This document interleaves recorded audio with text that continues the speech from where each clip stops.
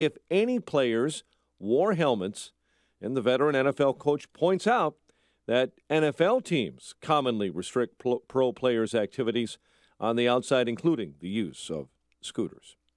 The NBA Finals will go the limit. Cavaliers force a decisive Game 7 Sunday in California, beating Golden State 115-101. They'll get an early start to Day 2 of the U.S. Open after rain washed out much of the play at Oakmont.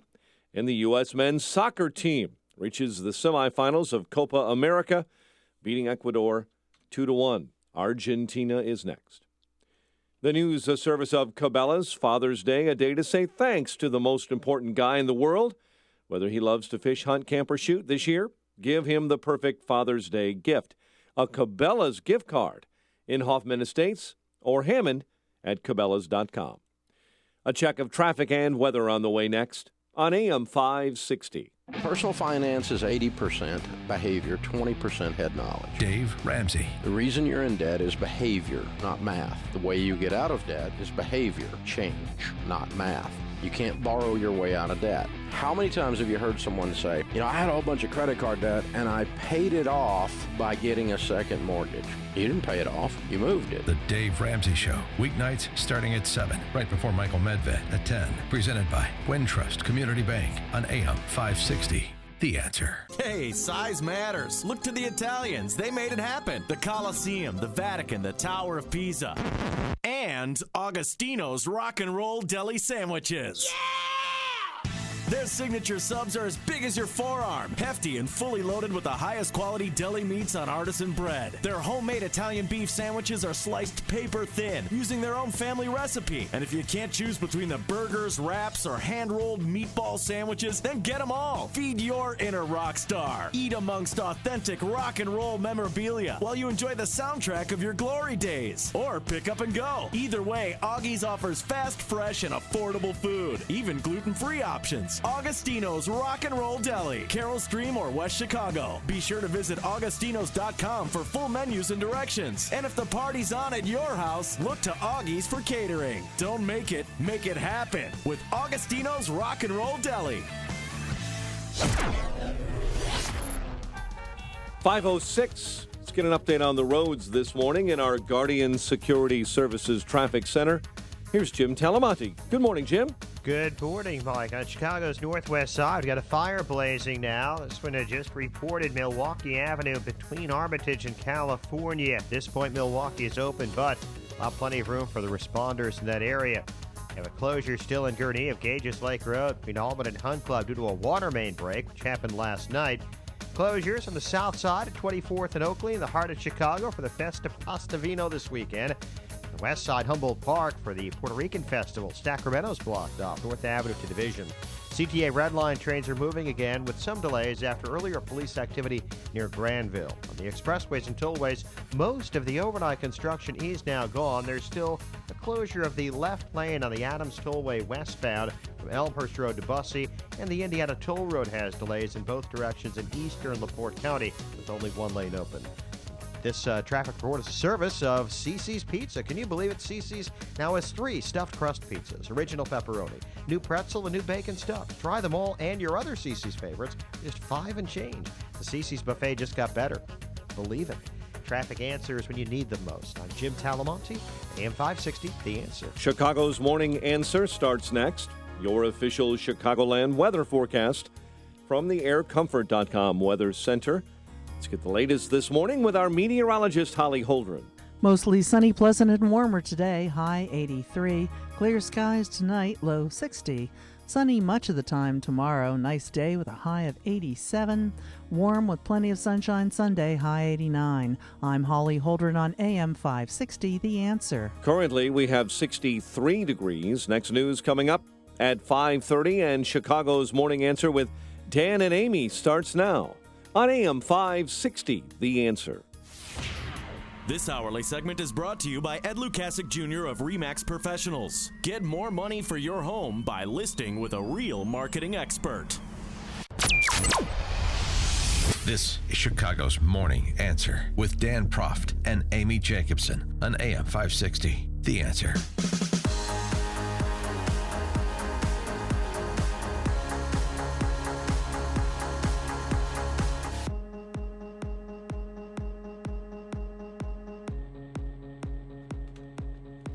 Good morning, Dan and Amy. And Amy, I think, injured herself at the golf outing yesterday.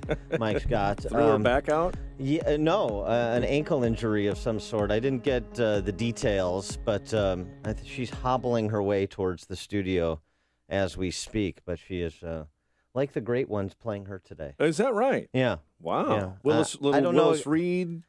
Exactly. Willis Reed coming back after the second half. I don't, or after the half, I should say. But I don't know exactly what happened. But I assume there'll be some apocryphal story that involves alligators and gorillas. So we'll have to find out what Amy has to say when she gets in. But yesterday, more information about the Orlando killer coming to light, and it's driving more questions, frankly, about the FBI's response. Because Robbie Abel, who is the owner of a Florida gun shop, says that he alerted authorities that a suspicious man had come in asking about body armor. 5 weeks later, it was the Orlando killer, that man who was in Robbie Abel's gun shop, killed 49 people at the Pulse nightclub in Orlando, of course.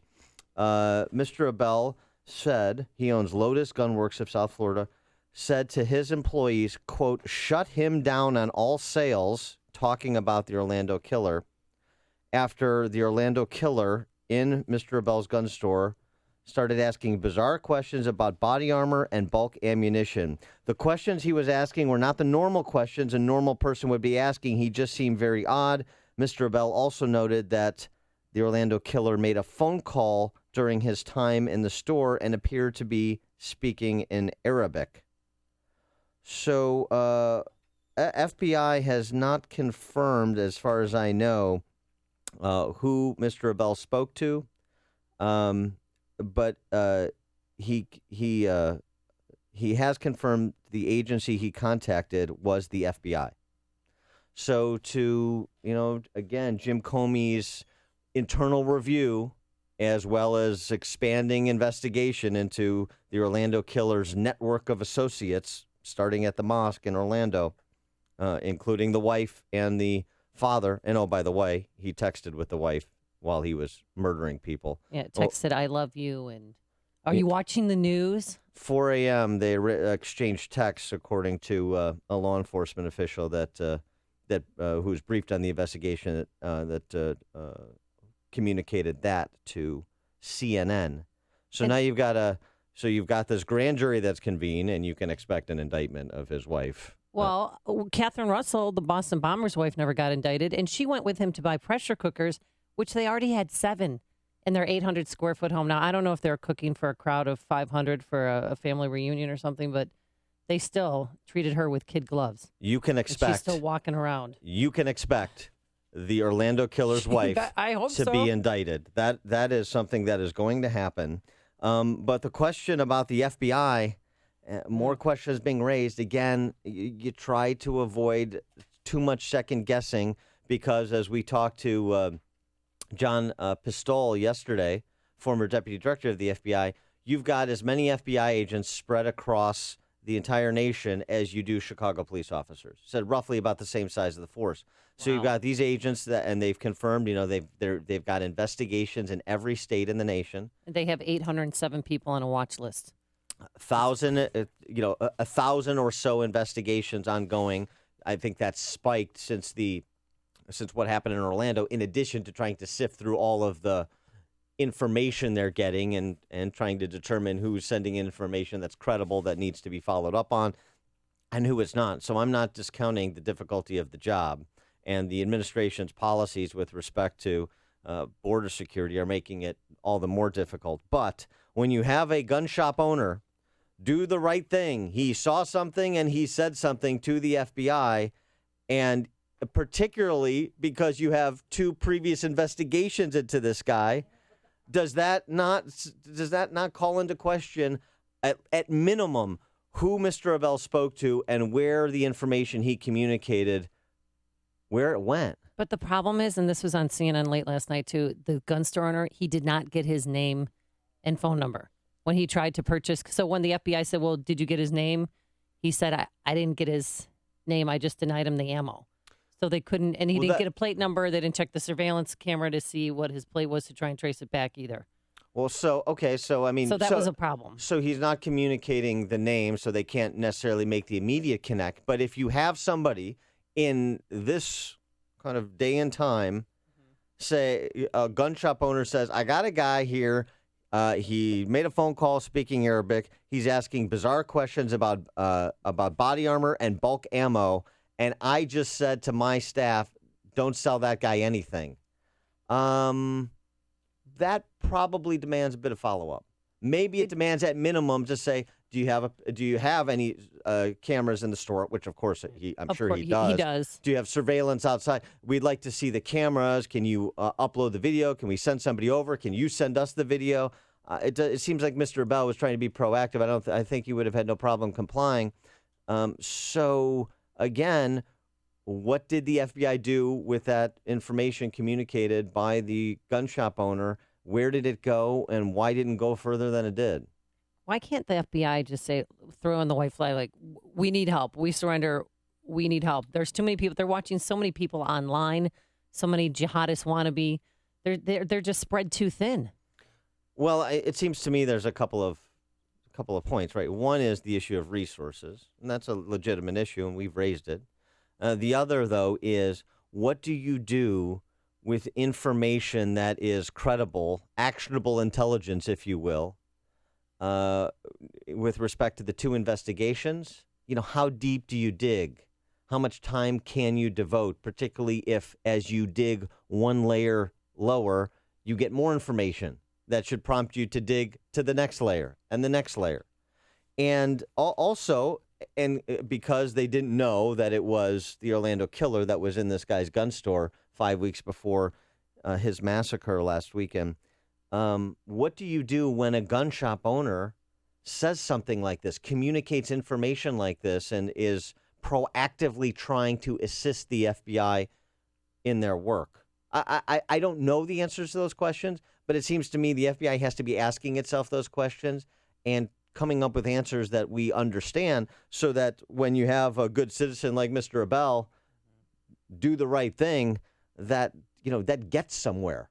That gets somewhere so you can enhance public safety. I don't think those are unreasonable post-mortem questions and matters to raise.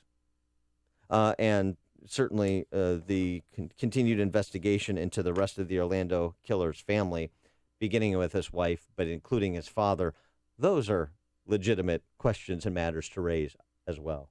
This is the morning show more Chicago radio listeners are choosing. This is Chicago's Morning Answer on AM 560. The Answer. Today, mostly sunny, pleasant, warmer, a high of 83 degrees, and we're just going to have a wonderful weekend. Sunday or Saturdays, we're going to have a lot of sun, a high of 87. And on Sunday, it's going to be pretty hot, humid, plenty of sunshine, but a high near 90 degrees. Let's get those travel times. Here's Jim Telemonte. Good morning, Amy. Good morning, Dan. And once again, like last week, we'll have a lot of traffic in the city this weekend with events starting up this afternoon. There is a concert at Northerly Island this afternoon. We've got festivals in the south side, in the heart of Chicago. The Festa Italiana. We've got a festival at Humboldt Park. The Puerto Rican Boricuas festival this weekend. And we have a fire on the northwest side as well. This had Milwaukee Avenue blocked off briefly between Rockwell and Armitage, and there's still a lot of activity in that area on Milwaukee between Armitage and California. Gurnee, there's a closure of Gages Lake Road between Almond and Hunt Club due to a water main break, which happened last night. Inbound Ryan getting a little congested now, approaching downtown. Mount Stevenson, a little heavy just past Pulaski. The Indiana Toll Road has slowed traffic in both directions in eastern LaPorte County with the ongoing work there. Otherwise, for now, the expressways and tollways are fairly quiet. I'm Jim Talamonte in the Guardian Security Services Traffic Center. Business owners, I want you to stop and think about the one part of your organization that you simply cannot live without. What comes to mind? Your employees, your location, your customers? How about your technology? Let's face it, everything rests on your network running smoothly and efficiently, and that's where Turnkey IT comes in. They understand the value of your network and the critical role it plays in your company. They'll keep your network up and running and resolve any problems so you can focus on the important things. Turnkey IT's team of professionals will respond to you quickly. They won't roll their eyes when you ask them questions or try to dazzle you with confusing technical jargon. So this spring, Turnkey IT is offering a free security audit. That's right, even if you have an IT guy, this free security audit will help you understand if they're keeping your data safe from viruses and hackers. So visit turnkey.pro today to schedule your free security audit and mention that Amy sent you. That's turnkey.pro, turnkey.pro. Highland Park Ford Lincoln's in the house. Here's Alan Marty. For 30 years, we've been making people happy with incredible deals and service. We're the best Ford Lincoln dealers in town. Because making people happy makes us happy. No doubt, this is one happy place. Heck, we just break into dance all the time. We don't break into dance at the dealership. Sure we do. No, we really don't. We could. Come on, Marty, dance with me. The Highland Park Ford Lincoln Superstore. Call 1-800-984-9000 or go to alanmarty.com. Admit it. Okay, you're a lovely dancer. Thank you. This is Alan Marty. Deal with us. Mike Rowe here for 1 hour. Today, Chuck is jogging in place to make a point about energy efficiency. I thought I was training for a marathon. He's been at it now for... 3 minutes. And already he's wearing out. I'm not. Your heating and air conditioning systems are a lot like Chuck. Warm yet somehow cool? Wheezing, wasting energy, and probably headed for replacement. You're talking about the air systems, right? Sure, pal. Sure. Call 1 hour before it's too late. Can you do the disclaimer for me? Each independent franchise is licensed in its respective state or county. Thanks. If you have a new or existing business, understanding building and zoning codes, obtaining permits, licenses, and inspections can be a time-consuming nightmare. Well, I got a guy. I should say a fine company. Premier Consulting Group, and my friend Bill Gritsonis is the company to call. From city and suburban retail business to residential and high-rise building permits, PCG holds your hand from the beginning to the very end. Bill and his veteran team have decades of experience and a commitment to meeting client needs. Your business will benefit from expedited permits and the peace of mind knowing that your business is in complete compliance. So I highly suggest you call my guy, Bill Gritsonis, and his team at Premier Consulting Group before your next project. Call Bill Gritsonis at 312-263-4599 or visit pcgconsultinginc.com. That number, 312-263-4599, or online at pcgconsultinginc.com. Call Bill Gritsonis at 312-263-4599 or visit pcgconsultinginc.com. AM 560, The Answer. Dan and Amy, so John Brennan, CAA director, spoke at a congressional hearing yesterday, and very interesting what he had to say. It seemed to be, to some extent, it's going to sound like it's in conflict. On the one hand, there's progress against ISIS in Iraq and Syria. On the other hand, there's no progress against ISIS in terms of its capacity to engage in global terrorist activity. Listen to John Brennan. Several notable indicators are trending in the right direction. ISIL has lost large stretches of territory in both Syria and Iraq. Its finance and media operations have been squeezed, and it has struggled to replenish the ranks of its fighters, in part because fewer foreign fighters are now able to travel to Syria. Moreover, some reports suggest that a growing number of ISIL members are becoming disillusioned with the group and are eager to follow in the footsteps of members who have already defected. And now the bad news. Unfortunately, despite all our progress against ISIL on the battlefield and in the financial realm, our efforts have not reduced the group's terrorism capability and global reach. The resources needed for terrorism are very modest, and the group would have to suffer even heavier losses on territory, manpower, and money for its terrorist capacity to decline significantly. Sounds like the JV team graduated to varsity, at least with respect to terrorism. And Brennan makes the argument that that others have made, that as they lose territory and sway in the Middle East, they will engage in more terrorist activity in the West as the means to continue their profile, to continue fundraising, to continue attracting foreign fighters. I don't necessarily disagree with what he laid out. He certainly would have more and deeper information about what's happening on the ground in the Middle East as well as here than I would. But it is this interesting conundrum that that this regime faces and the next will as well. Let's go to Mark on the Dan Ryan. You're on Chicago's Morning Answer, Mark. Good morning. Morning. How are you? Morning. Quick question.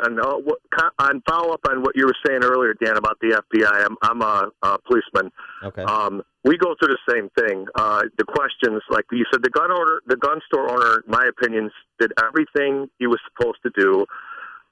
you never know what's going on with the feds. I'm not criticizing them. They're very good at what they do. But it's the same thing on the local level that we experience. And you've seen it with the Laquan shooting, civil rights investigations that go on for years. And even our own people, like our internal affairs, they never know what to do. Our state's attorney never knows because they don't talk. They don't tell nobody anything. They're not subject to FOIA, as far as I know. They don't hold press conferences. They don't get beat up like local politicians do.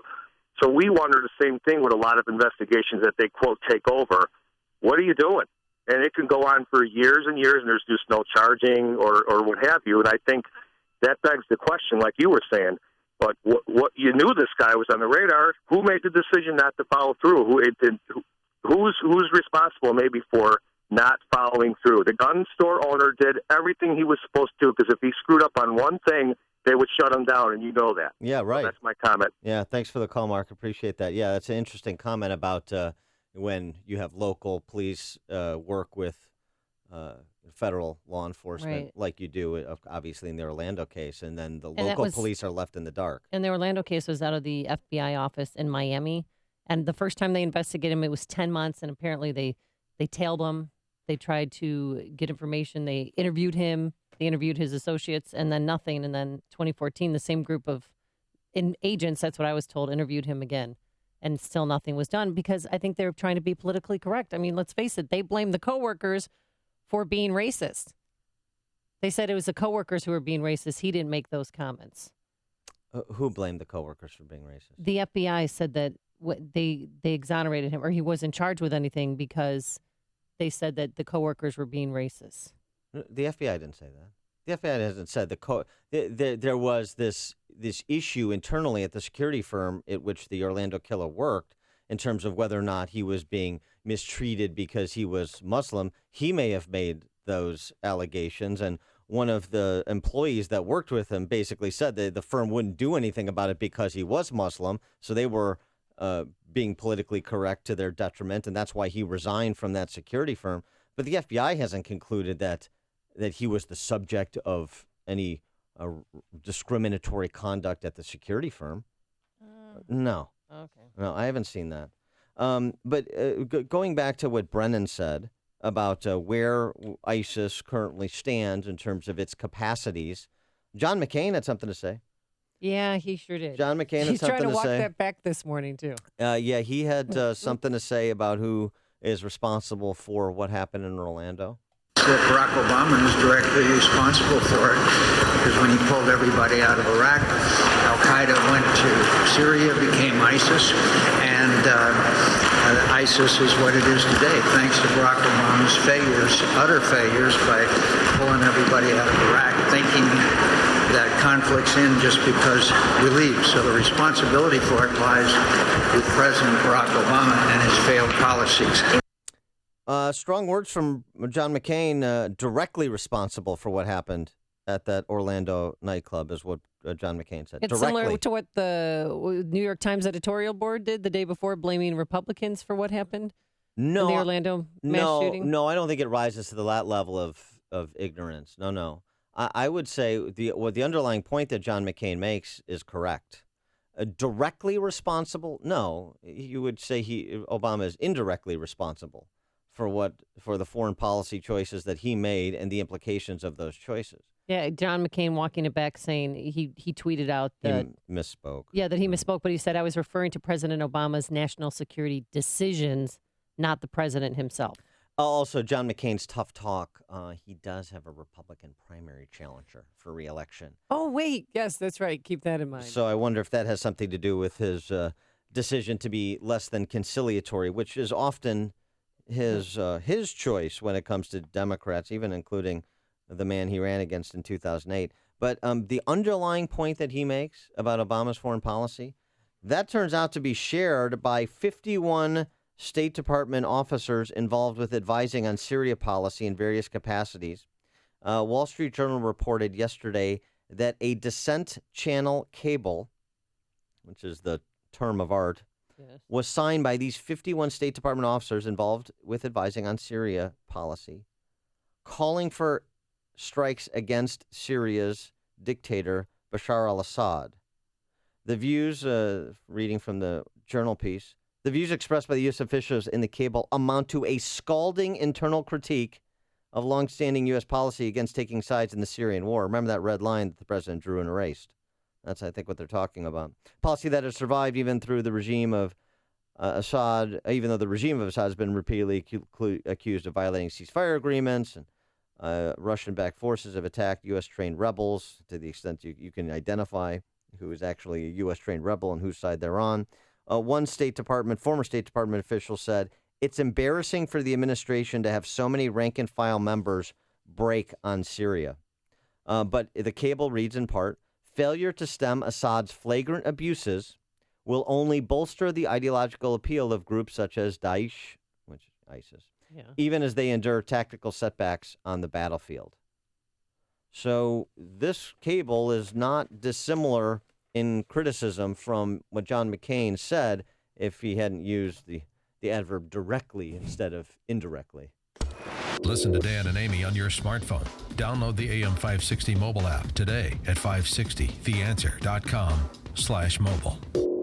Ameritrust Mortgage is the one-stop mortgage shop. Buy or refinance. VA, FHA, and conventional. A local company. Ameritrust Mortgage is your one-stop mortgage shop. This is Barbara Walters, president of Ameritrust. For any mortgage, call us. We know our business and we get you to the finish line fast. Time is critical when you're under contract and you're doing a mortgage. Our staff underwriter approves your loan. Ameritrust closes your loan with Ameritrust funds. There's never a wait for funds to transfer.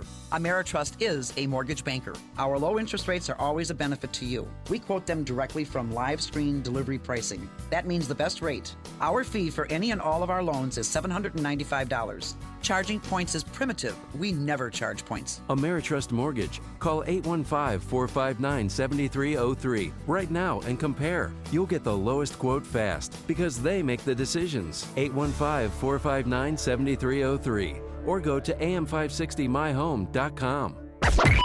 AM 560, The Answer. Barry Manilow's birthday. Guess how old he is? Oh, no, don't look at the screen. 70. 72. Wow. Looks pretty good for Oh, 72. looks I don't know who looks fantastic. better. You're at 74. He's 72. I've had more work done than he has, so that has something to do with it. Coming up on Chicago's Morning Answer. We'll sing Mandy, and in addition to that, we'll talk about where gun sales are surging among the gays. 538. Awesome. But first, let's go into the newsroom. Here is Mike Scott. Amy and Dan, good morning. The investigation into the nation's worst mass shooting, a terrorist attack in Orlando, continues. President Obama trying to offer the victims' families some comfort. The president and vice president were in Orlando yesterday. This community was shaken by an evil and hateful act. Today, we are reminded of what is good, that there is compassion, empathy, and most of all, there is love. Orlando terrorist Omar Mateen killed 49 in a gay nightclub, left 53 others hurt. He was eventually killed. Vermont Senator Bernie Sanders says the political revolution caused by his candidacy for president must continue. After centuries of racism, sexism, and discrimination of all forms in our country, we do not need a major party candidate who makes bigotry the cornerstone of his campaign. Sanders speaking on the issues yesterday, saying his campaign is still injecting new blood into the Democrat race. The killing of a British lawmaker has cast a pall over the June 23rd referendum on Britain's future in the European Union. The campaign remains suspended as Britain mourns the killing of Labour Party legislator Joe Cox. Florida wildlife officials say they've removed a sixth alligator from the lagoon, where a toddler was killed Tuesday. Authorities don't know yet if the gator that attacked 2-year-old Lane Graves is among those captured. A 3-year-old boy is dead in Texas after being locked inside a hot family car. Evan Trapolino walked outside of his Houston home yesterday and climbed inside that family car, stuck there because of Volkswagen's child safety locks. Outdoor temperatures were close to 100 degrees, but that pales in comparison to the temperature in Arizona. In Phoenix, 121 degrees, and it will be hotter over the weekend. The heat set to scorch parts of Arizona, southeast California, bringing potentially record-shattering triple-digit temperatures and a warning that even for Phoenix, It's dangerous to linger outside.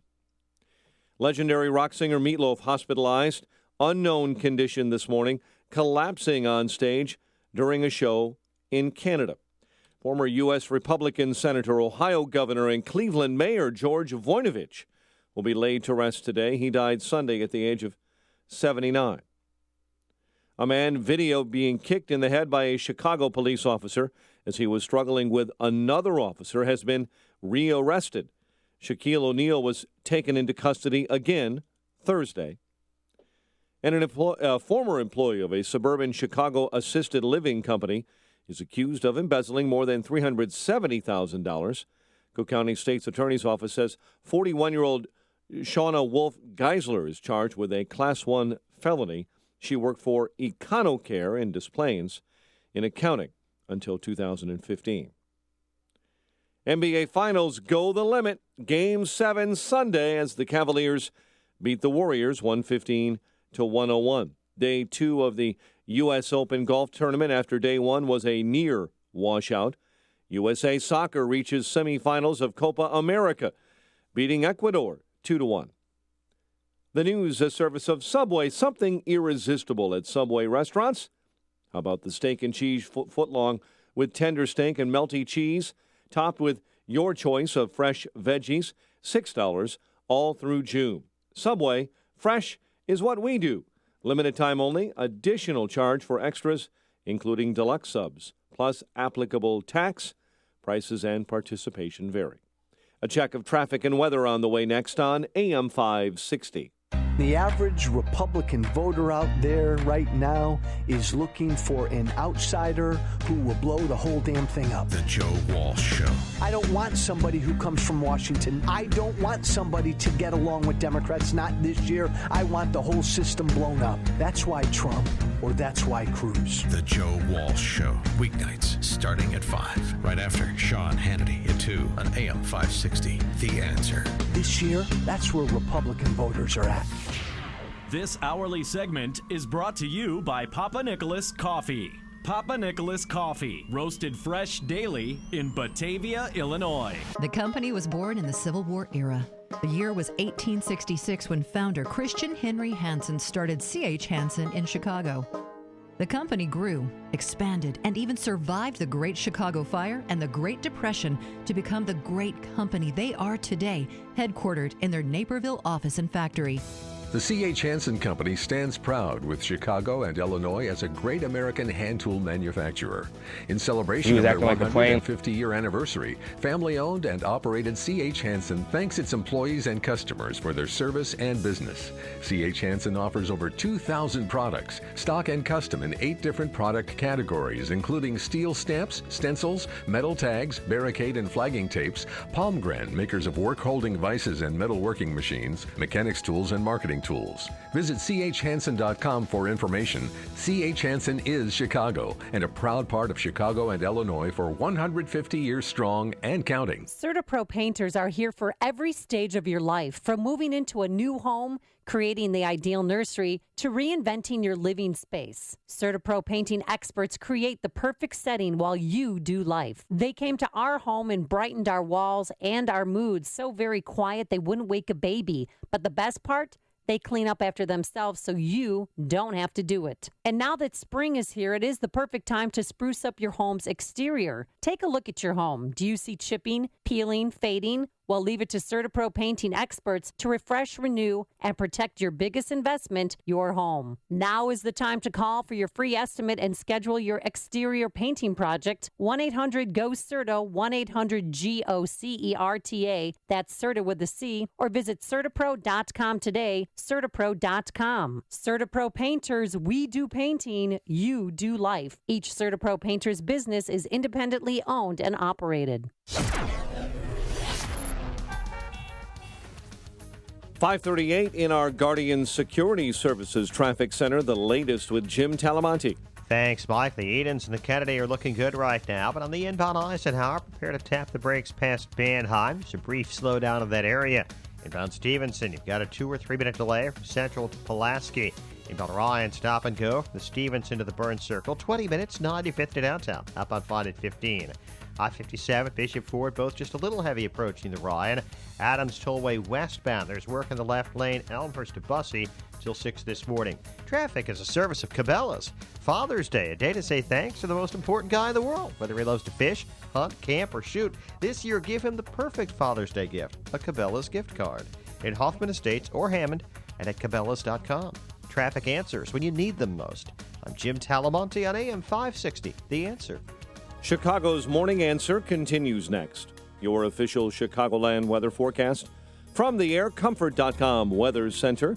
Sunny and pleasant today. Warmer than yesterday with the sun breaking out, high 83. Currently, we have 64 at O'Hare. Next news coming up at 6. Chicago's Morning Answer with Dan and Amy continues next on AM 560, The Answer. This hourly segment is brought to you by M.J. Miller & Company Jewelers. June is all about pearls at M.J. Miller in downtown Barrington. If you're talking about it, I'll be talking about it. Dennis Prager here. Join me this morning at 11, right here on AM 560, The Answer. Oh, Barry Manilow. Good morning, Dan and Amy. 72 years old. Copa. Okay, see, I know who sang the song, and I know who sings the song, and I know the title. Copacabana, right? Or is her name was Lola? She was a showgirl. Her name was Lola. She was the showgirl with yellow feathers in her hair and a dress cut down to there. Wow. See, Mike Scott's singing the song, too. Could go a little deeper than I thought. And her name was Lola. Very impressive. Thank you. So you remember that scene from American Sniper where a young Chris Kyle is at the dinner table with his dad, and his dad gives him the tutorial about sheep and wolves and sheepdogs? Yes, I remember that very well. And he tells Chris Kyle that you and this family were sheepdogs. Mm-hmm. We protect the sheep from the wolves. It's a rather unusual individual, or it's unusual for this individual to pick up on such an analogy and to talk about an issue like this, but Howard Stern picked up the gun issue.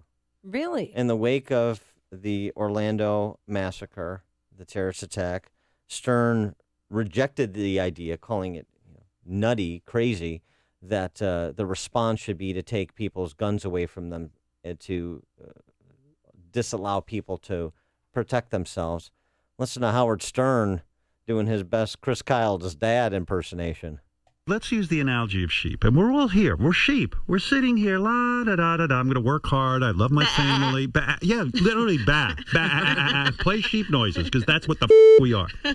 Now, let's say I walked up to literally a sheep herd. And they know that at night, every night, the wolves pick off a couple of them. What if I went up to the sheep and I said, you want to have a shot at the wolves? I'm going to give you a pistol. You can actually even the playing field with these wolves whose fangs are out. You could shoot them and save your family. Well, bah, we're not going to do that. We don't want to fight back. He didn't hurt us. He only hurt the family down the street. And the shepherd will protect us. The sheepdogs are out there. They'll protect us. Well, the sheepdogs are protecting you, but some of them can't be with you. Well, there's not a sheepdog for every citizen, and a wolf is still eating one of you every night. Bah! I know what. Let's remove all the guns from the sheep. Yeah. Wow. How about that? 312-642-5600. Does Howard Stern have a point about the sheep and the sheepdogs and the wolves? And I would put, kind of borrowing from what Milo Yiannopoulos said the other day in Orlando, I would put the politicians and the media in the wolves category, or at least the wolves facilitators, because they don't have your back. They don't have your back. Why? Because of exactly what Howard Stern is referencing. The idea that if we take away the right to own weapons, the right to defend yourself from the law-abiding, you're just feeding sheep to the wolves, aren't you? Yeah. But, I mean, do you really think the Democratic politicians are trying to take our Second Amendment right away? They've been doing it for as long as I can remember. Absolutely. It's worse than that, actually. They're pretending they don't want to while they try and find yet another angle in to get us down that road. You think that's what the real play is for the left is just to have a quote-unquote assault weapon ban.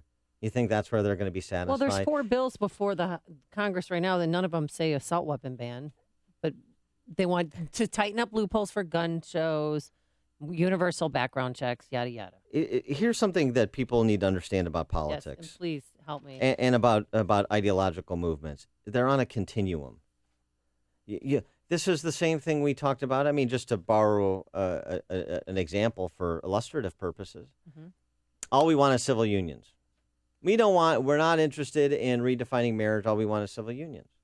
Yeah, that's how it started.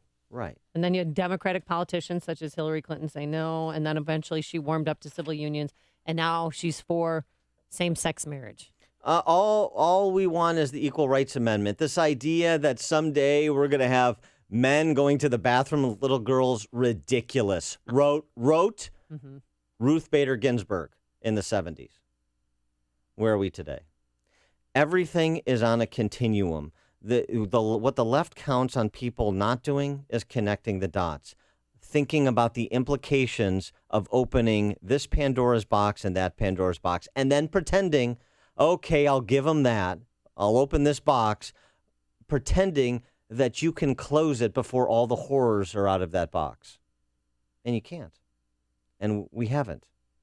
So this is the left trying to do what they can do to score a victory, but certainly to put themselves on a path to pile up more victories. That's what they do. There is a relentless assault to reshape America. Bernie Sanders said it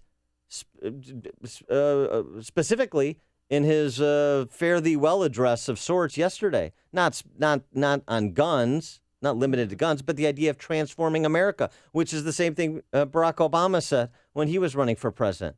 When the left says they want to transform America, that they want to transform the family, that they want to transform any institution, believe them.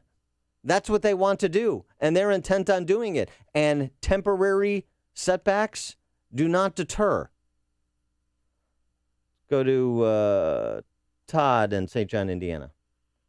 Good morning, Dan. Amy, how you doing? Morning. Yeah, I was just calling to say that, they know who these people are, but they let them do these things. It's all about banning guns. I mean, I'm not even a gun person. I have 2 of them. So it's just the point of, you have the right God gives you the right to defend yourself. But, they don't see that way. But, hey, that's the way it is. It's never going to happen. Thanks, Todd. And just the response, this story out of Denver, the Pink Pistols, which is a national gun club for gays and lesbians, saw its membership increase by almost threefold since the weekend. Went from 1,500 members Saturday to from Saturday to Monday, 48 hours. 1,500 members to 3,500 members. Whoa! And I expect that to be growing. In West Hollywood, you have kind of a gay version of the Gadsden flag popping up with all over the place with the hashtag #shootback on it. And this against the backdrop in terms of the sheep and the sheepdogs and the wolves. Boston Globe, their front cover of their paper today, make it stop with kind of a life-size picture of an AR-15. Yeah, I saw that. So, again, media doesn't have your back. Politicians don't have your back. Kathy in Union Pier, Michigan. Hi, Dan and Amy. I just wanted to say the first thing that Hitler did when he came to power was to take away the people's guns. Yep. And I've heard a lot of people say if the Jews would have had guns, the death camps never would have happened. So I am not for these dictators taking away our guns because I'm afraid we're going to all end up in the death camps so that they can take our houses and our possessions and keep it for themselves. Thanks for the call, Kathy. How many guns? 270 million weapons? It's one estimate, yeah. 270 to 300 million. They can't come and confiscate all our weapons. No. There's not enough time in the day to have that happen. And it wouldn't happen without incident. Happen. Oh, right, exactly. Rick, and I don't want it to happen. Rick in Tinley Park. Yeah, liberals always work through incrementalism. Mm-hmm. Like, originally they wanted equal rights for gays and that has morphed its way into having men use the women's washroom. The same thing with weapons. They're looking for an assault ban right now on assault weapons, and they won't even define what an assault weapon is. Tomorrow, it'll be, hey, nobody should be able to allow a gun anymore. Thanks for the call, Rick. I mean, let's not forget, before the Heller decision, Chicago still had a handgun ban. Oh, I know. We did, 24-year handgun ban in Chicago? And a lot of major... Did the gangbangers follow that? Yeah, right. And a lot of major cities did, too. I mean, Illinois was kind of the behind the learning curve, I would say, as we normally are. This is, it was Morton Grove that passed the first municipal handgun ban 34 years ago. And you had all these handgun bans in these Tony North Shore communities, and then the city of Chicago, and restrictive gun control in a lot of other Democrat-controlled major urban centers. But can I read you the four it's proposals? Not that long ago. I know, but can I read you the four proposals in front of the Congress? Yeah, that's supposed to be voted on Monday. Yeah, voted on Monday. One is to prevent terrorist suspects from buying guns. Second, would require court approval within 3 days for a government ban on an individual's attempt to buy a gun. A third, they say, which is unworkable, might harm the rights of people wrongly on terror suspect lists. But a third proposal would expand background check procedures in the sale of firearms, including those online and at gun shows. And the fourth would provide for law enforcement to be notified if a person investigated for terrorism in the last 5 years tries to buy a gun. We'll get Nowhere to that. do they say that they're going to ban assault weapons. The stories you need to know to start your day. This is Chicago's Morning Answer on AM 560. The Answer. Plenty of sunshine today, warmer, a high of 83 degrees, and the weekend looks pretty good. No rain in the forecast, sunny on Saturday with a high of 87. And on Sunday, it's going to be hot here for Father's Day, a high near 90 degrees. Let's get those travel times. Here's Jim Telemonte. Thanks, Amy and Dan. And traffic is heating up on the inbound Rhine. We're seeing delays now from 47th to the Burns Circle. The express lane delays start at 43rd. It's 25 minutes, 95th to downtown. I-57, 20 minutes from I-80 to the Rhine. Bishop Ford at 18. The Edens and the Kennedy are still delay-free. Inbound Eisenhower, 2 or 3 minute delay, 17th to 1st. Down Stevenson, slow in pockets, 355 to County Line and Harlem-Kedzie. 42 minutes, 355 to Lakeshore Drive. Northbound Tri-State, slow from the Reagan Tollway to the Eisenhower. Construction is winding down on the westbound Adams Tollway from Elmhurst to Bussey, where the left lane is closed this morning. There are delays on the Indiana Toll Road in eastern LaPorte County. Otherwise, northwest Indiana looks good. In Gurnee, Gages Lake Road still shut down between Allman and Hunt Club after a water main break last night. I'm Jim Talamonte, the Guardian Security Services Traffic Center. When I hear realtors boast about servicing a 3-county area or selling a home every 15 minutes, I think, what level of service could their clients possibly be getting? This is Chris Jacobs with Century 21 affiliated in Inverness, and my message is a little bit different. If being a realtor for more than 20 years has taught me one thing, it's that all real estate is local. While I can't say I'm the #1 realtor in the country, I can tell you that over the past 10 years, I've sold more homes in Inverness than anyone else. My team specializes in Inverness, Palatine, and Arlington Heights. We pride ourselves on providing our clients exceptional customer service and local market knowledge. So if you're selling your home or looking to purchase a property in our area, then call me, Chris Jacobs, at 847-401-4859. That's 847-401-4859. Or visit us at chrisjacobshomes.com. Each office independently owned and operated, an equal housing opportunity. Cutting edge. That's a concept companies strive to achieve in the world of custom packaging, design, and vendor-managed inventory. Infinity Packaging is the cutting-edge leader. If your company is cutting edge, then Infinity Packaging is your best choice. From stock and custom corrugated boxes and mailers, to film, bags, tubes, labels, and specialized inserts, no packaging challenge is too cutting edge for Infinity. Plus, a high level of service and customer contact and multiple warehouse locations truly make Infinity Packaging a premier packaging and warehousing leader nationwide. You'll receive the benefits and savings of big company purchasing power with the advantages of a small company approach to service. To learn more or schedule your company's packaging analysis, call Infinity Packaging at 847-786-2002 or visit infinitypkg.com. That's 847-786-2002. or online at infinitypkg.com. Infinity Packaging, the cutting-edge leaders in custom packaging, design, and warehousing. I have struggled with irritable bowel syndrome for 40 years. Really struggled with it. And I want you to know that since I have been taking Balance of Nature, I don't have it anymore. After 40 years, I'm 75 years old, and after 40 years of struggling with this, and, early on taking all kinds of medication and this, that, and the other thing, back in October, I was able to cancel my appointment with the gastroenterologist. Your products have made my life. They have improved the quality of my life so tremendously. I can't be grateful enough. So please thank you all, and please, if you ever have a chance to, please thank Dr. Howard. Good health is just a phone call away. What are you waiting for? Call now and take the health challenge to get a free month's supply of Balance of Nature. Call 1-800-2468-751. That's 1-800-2468-751. Or go online to balanceofnature.com. Use promo code CHICAGO. Hey, size matters. Look to the Italians. They made it happen. The Colosseum, the Vatican, the Tower of Pisa, and Augustino's Rock and Roll Deli Sandwiches. Yeah!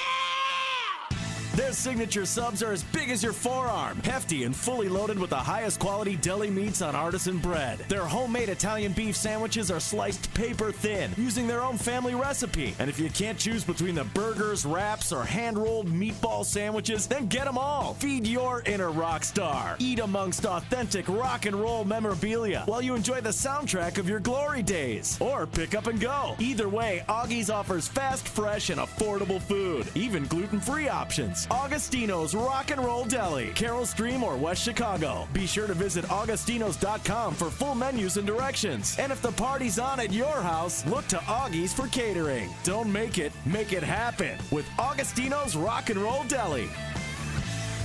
You deserve a professional property management company that places your needs ahead of their own 24/7. I'm Bill DeMille of Chicagoland Community Management. We take pride in building lasting relationships.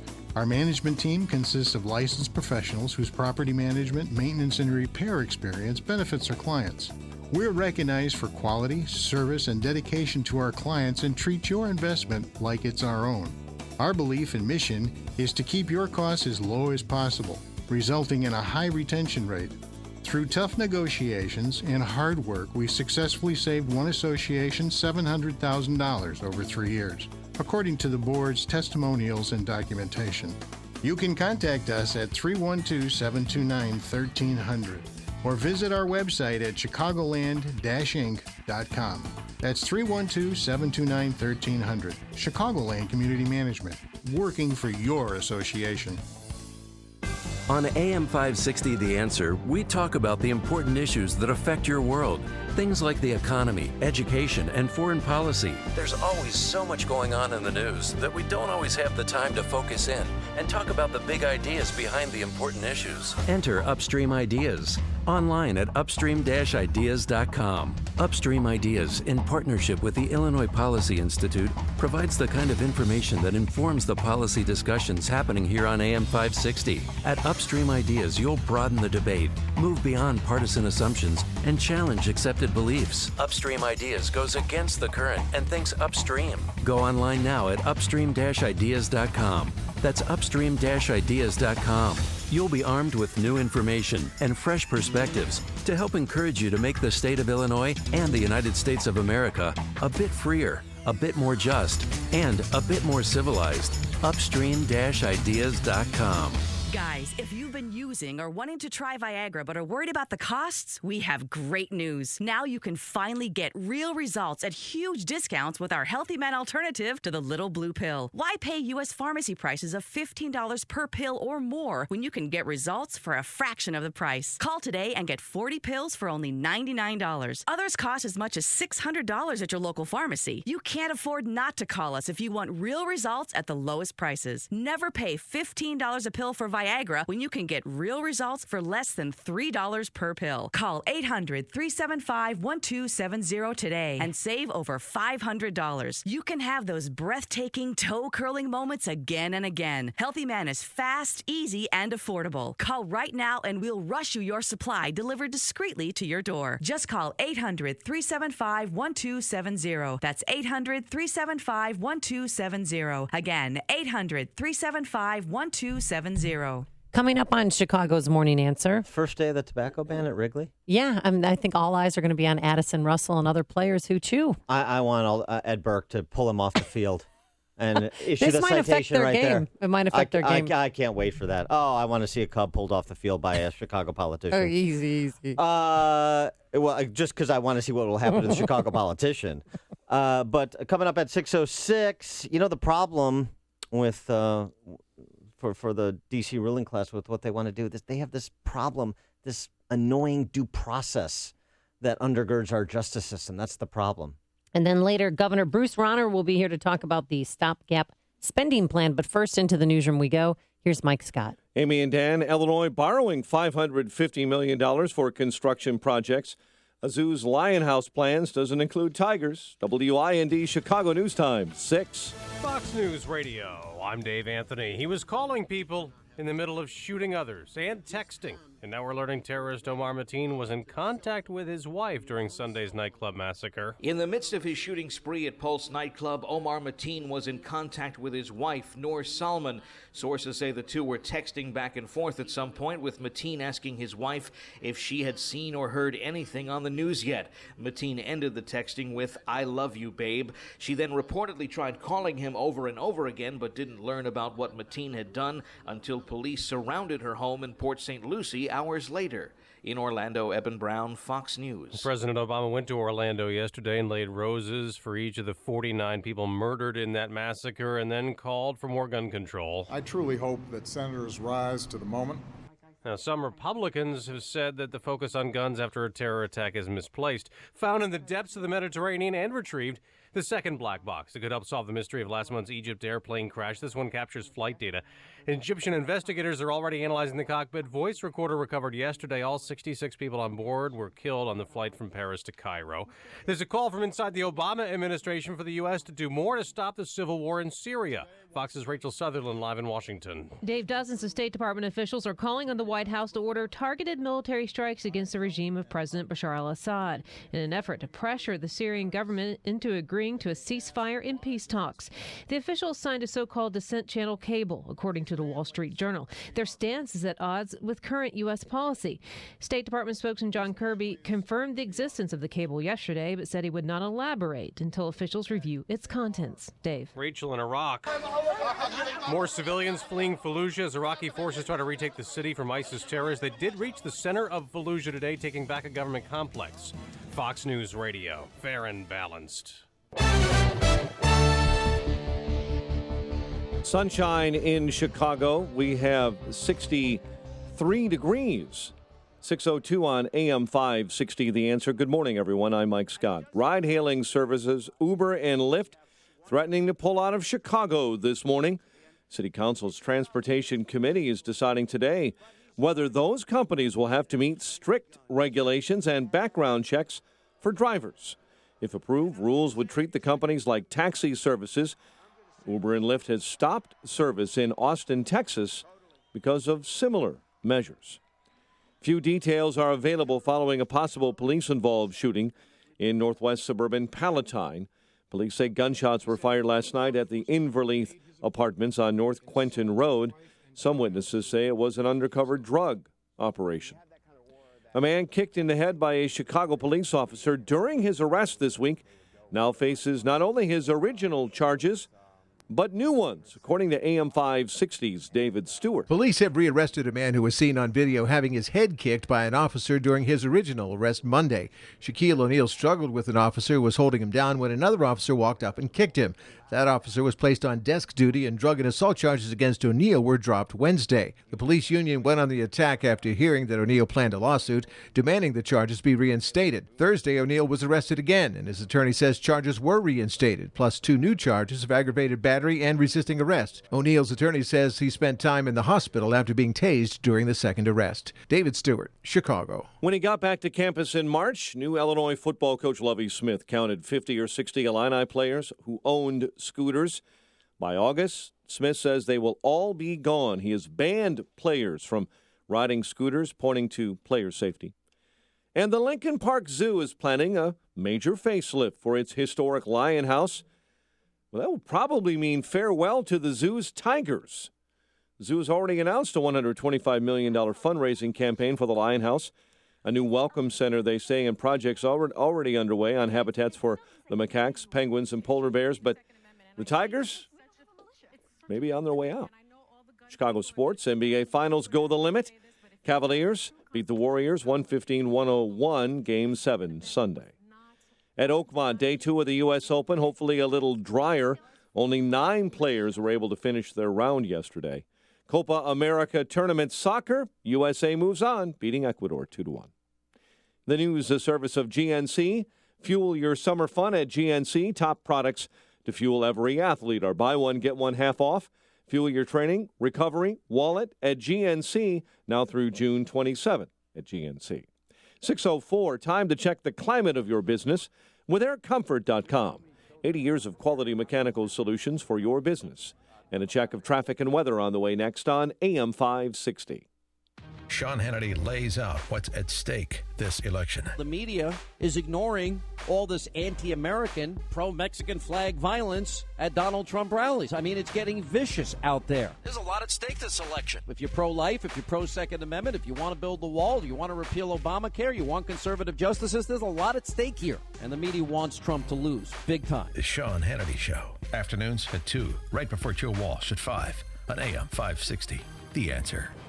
Life can be unpredictable. That's why you should take control of your family's future now with an estate plan bundle from LegalZoom. Not sure whether you need a last will or a living trust? LegalZoom's network of independent attorneys in 48 states can help you decide which one's right for you without billing by the hour, since LegalZoom isn't a law firm. Plus, updating your estate plan as your family and assets grow couldn't be easier. Enjoy your life. Use LegalZoom for the legal stuff. LegalZoom. Legal help is here. Hansel and Gretel left breadcrumbs on the trail to help find their way back home. You leave breadcrumbs when you use public Wi-Fi, shop online, or give out your social security number. At LifeLock, we can detect signs that someone picked up your breadcrumbs to take what's yours. Unlike free credit monitoring, we have a resolution staff to help fix messy identity fraud problems. No one can prevent all identity theft or monitor all transactions at all businesses. Plans start at $9.99 a month. Go to LifeLock.com and get 10% off with promo code NEWS. 6:06 in our Guardian Security Services Traffic Center. Let's get the latest now with Jim Talamonte. Thanks, Mike. In Crystal Lake, 14 is closed between Ridgefield and Andrea Road due to a crash. Gurneek, Aegis Lake still shut down between Albany and Hunt Club after a water main break. Inbound Kennedy, it's heavy coming out of the River Road toll. 22 minutes, O'Hare to downtown. Outbound 20. Edens is still fine. Inbound Eisenhower. 40 minutes, Thorndale to the post office. Outbound fine at 29. But the Stevenson is heavy early with delays starting at Weber Road. Really jammed. First Avenue to Kedzie. 55 minutes, 3:55 to Lakeshore Drive. Outbound fine at 34. Ryan is 25 minutes, 95th to downtown. I-57, 30 minutes, I-80 to the merge. Traffic service of Napa Auto Parts. Get Pennzoil conventional oil for just $3.39 a quart this month at participating Napa Auto Parts stores. And that's Napa know-how. While supplies last, General States pricing, sales prices do not include applicable state, local taxes, or recycling fees. Traffic answers when you need them most. Jim Talamonte on AM 560, The Answer. Chicago's Morning Answer continues next. Your official Chicagoland weather forecast from the aircomfort.com Weather Center. Here's our meteorologist, Holly Holdren. Mostly sunny skies today, pleasant and warmer with a high of 83. Clear moonlit sky tonight, low 60. Sunny much of the time tomorrow with a high of 87. Warm with sunshine Sunday, high 89. I'm Holly Holdren on AM 560, The Answer. 62 at O'Hare, 63 Midway. Your next news update, 6:30, and Chicago's Morning Answer with Dan and Amy continues next on AM 560, The Answer. This hourly segment is brought to you by Guardian Security Services. If you're unhappy with your security guard, contact Guardian Security Services at 708-385-3300. This is Chicago's Morning Answer with Dan Proft and Amy Jacobson on AM 560. The Answer.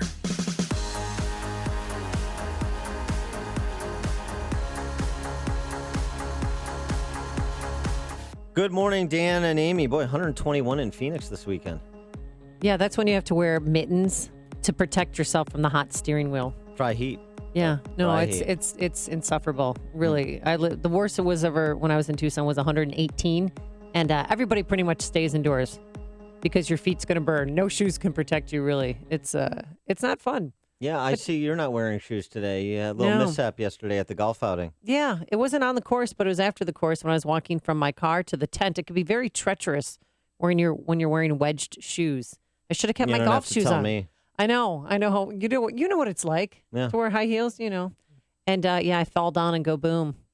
Non-alcohol related. I had one beer over a course of 8 hours yesterday, and it was warm, and I threw it out because the rest of my foursome drank for enough for everybody on the course. Well, that's all right. Which is good. I love my guys from Waukegan Roofing. Great guys. We had a good time, but it didn't end well. But that's all right. I'm going to go to the doctor right after this, and I know it's broken because I can't stand up on it.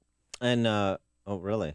Yeah, it's bad. And thank goodness I saved my crutches from the last time I broke my foot. You sure it's not just a twist? I'm positive. Sprain, I was hoping that it was. a bone bruise? I still got up there last night and announced the winners with you. And I was grasping onto the lectern for, you know why now. It was a heroic performance.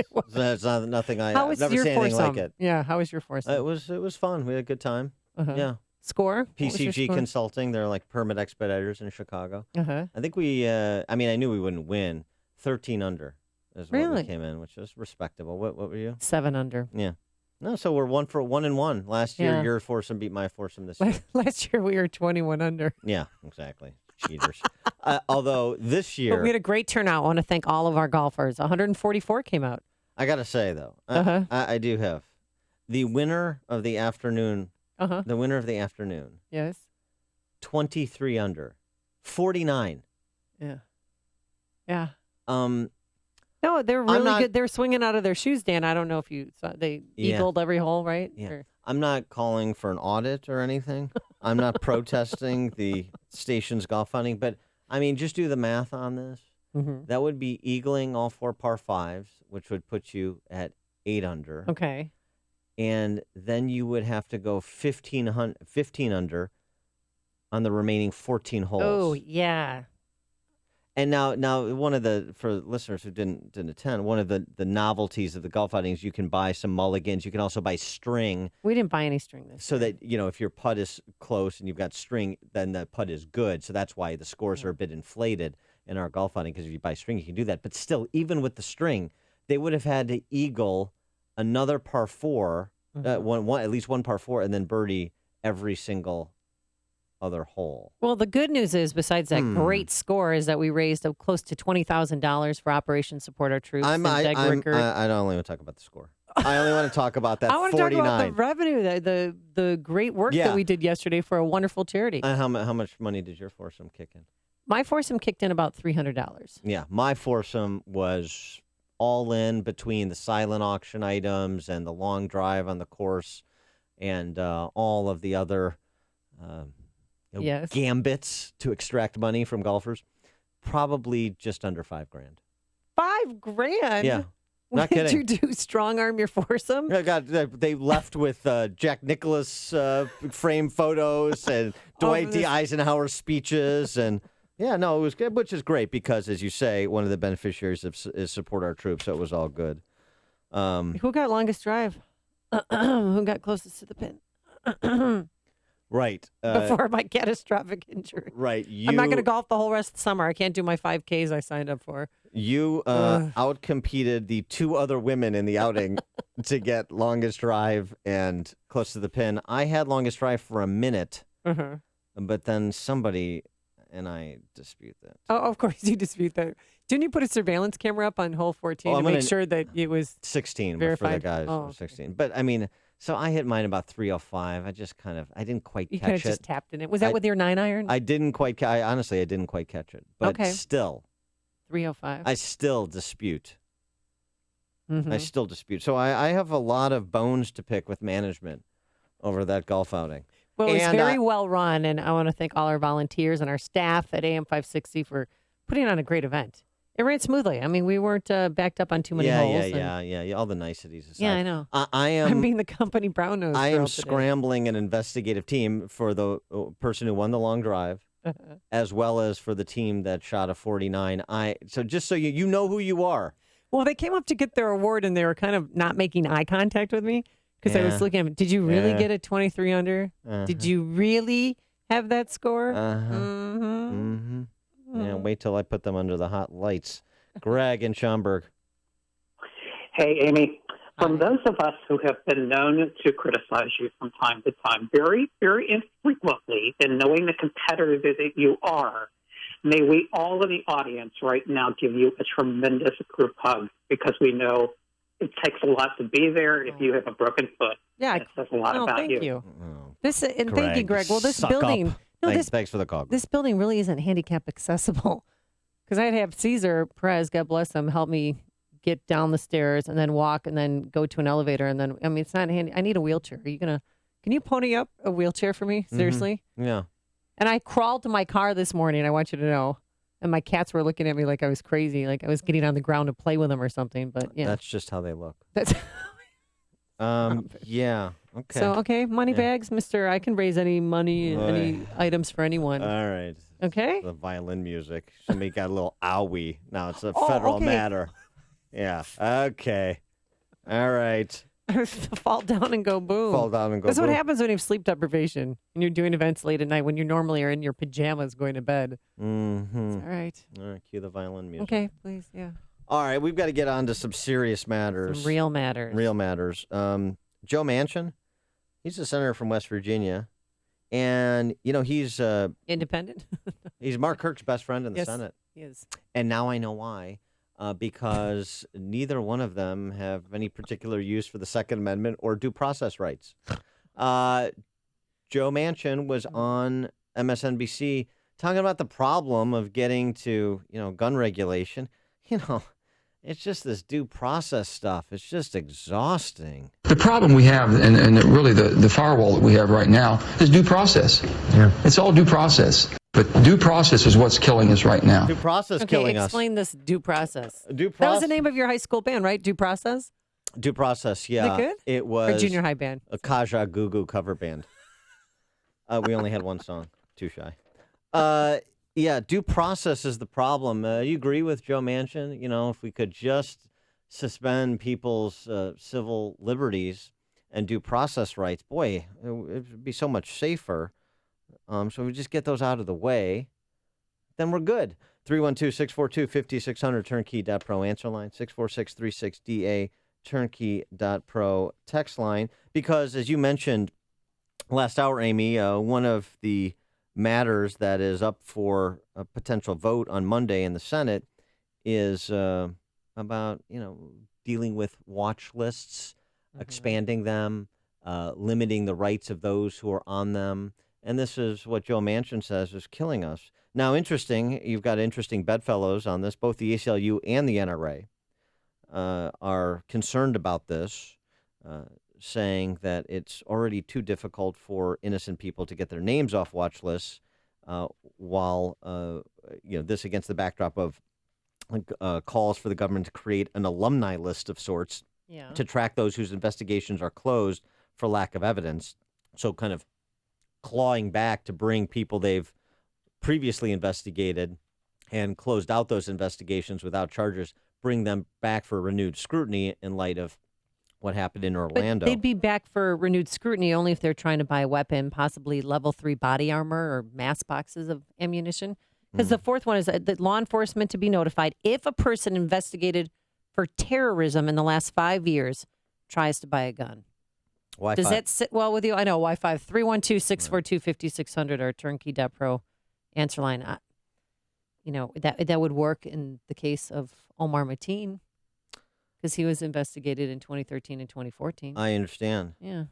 Though the government doesn't, this is from Bloomberg, though, the government doesn't release info on the current size of the list. It's already larger than the population of the nation's capital. 800,000 people in September of 2014, according to congressional testimony on the terror watch list. 800,000? Uh-huh. U.S. citizens or permanent residents made up 5% of the list at the time of a Congressional Research Service report in 2013. I mean, are these proposals infringing on the right to bear arms? When you look at all four, let the government prevent terrorist suspects from buying guns. This goes back to the conversation we had earlier in the week and the conversation that will be had in the Senate, which is if you don't bring charges, if an investigation is opened and closed without any criminal prosecution, then should somebody's rights still be restricted? Because what is the basis to and how does it pass constitutional muster to restrict an individual who has been charged with no crime? That's the question. And we've got one answer from Joe Manchin. I don't like it. Peggy on the north side. Oh, me? Yes, you, yeah. Peggy. Well, anyway, I just wanted to say whichever way you go, you're doomed. Because if you take away the Second Amendment rights and due process, well, why have the Constitution anyway? Just go directly to your dictator and, do not pass go, do not collect $200, just flush it. Yeah. But if you go the other way and you say, okay, well, we're going to, investigate these people and everything and watch that, then you're doomed anyway because it's not going to work. It's just not going to work. We don't obey our own laws, okay? We haven't obeyed our own immigration laws. We haven't obeyed our own, we don't have a border. I mean, all the stuff that we haven't done, and yet we expect everybody else to obey the law. Criminals don't obey the law. We're going to have to go out in gangs and take away the guns from the criminals so we can have something to defend ourselves with. Thanks for the call, Peggy. Appreciate it. And every time after there's a mass shooting, there's no new gun control bills on the floor in the House and the Senate. With San Bernardino, same thing. A year ago, we had the Charleston, South Carolina shooting at the church. Same thing. So is this just going to go away? I mean, after Monday, it's just, politicians are just trying to save face. This is all political. Because a lot of them are up for re-election. Just do something. Don't do the right thing. Connect with Dan and Amy using the AM 560 mobile app. Download it today at 560theanswer.com/mobile. Plenty of sunshine today, warmer, a high of 83 degrees, and your weekend looks spectacular. Plenty of sunshine both days, Saturday and Sunday. And Saturday, we're going to have a high of 87 degrees. On Sunday, hot and humid, a high near 90. Anything hot on the roadways? Here's Jim Delamonte. It's heating up, Amy. On the inbound Stevenson, you're looking at now an hour from 355 to Lakeshore Drive and 45 minutes from the Tri-State. And the delays start at Weber Road. Inbound Eisenhower is pretty heavy, too. It's stop and go from Wolf to past First Avenue. 50 minutes, Thorndale to the post office. 37 from Manheim, outbound 32 to Thorndale. Inbound Stevenson, a little congested. Inbound Eden's a little congested approaching the junction. It's clear outbound. The Kennedy, 22 minutes. O'Hare to downtown, outbound 21. The Ryan, 26 minutes. 95th to downtown, a little quicker in the Express. I-57, 30 minutes. I-80 to the merge. Delays start at 127th. Bishop Ford's really light, though. Northbound Tri-State, slow Archer to LaGrange Road. The Reagan tollway to the Grand Avenue curve. I'm Jim Talamonte in the Guardian Security Services Traffic Center. Is your balance off due to a head injury? Is your head injury due to sports, auto accident, military service, a trip, slip, or fall?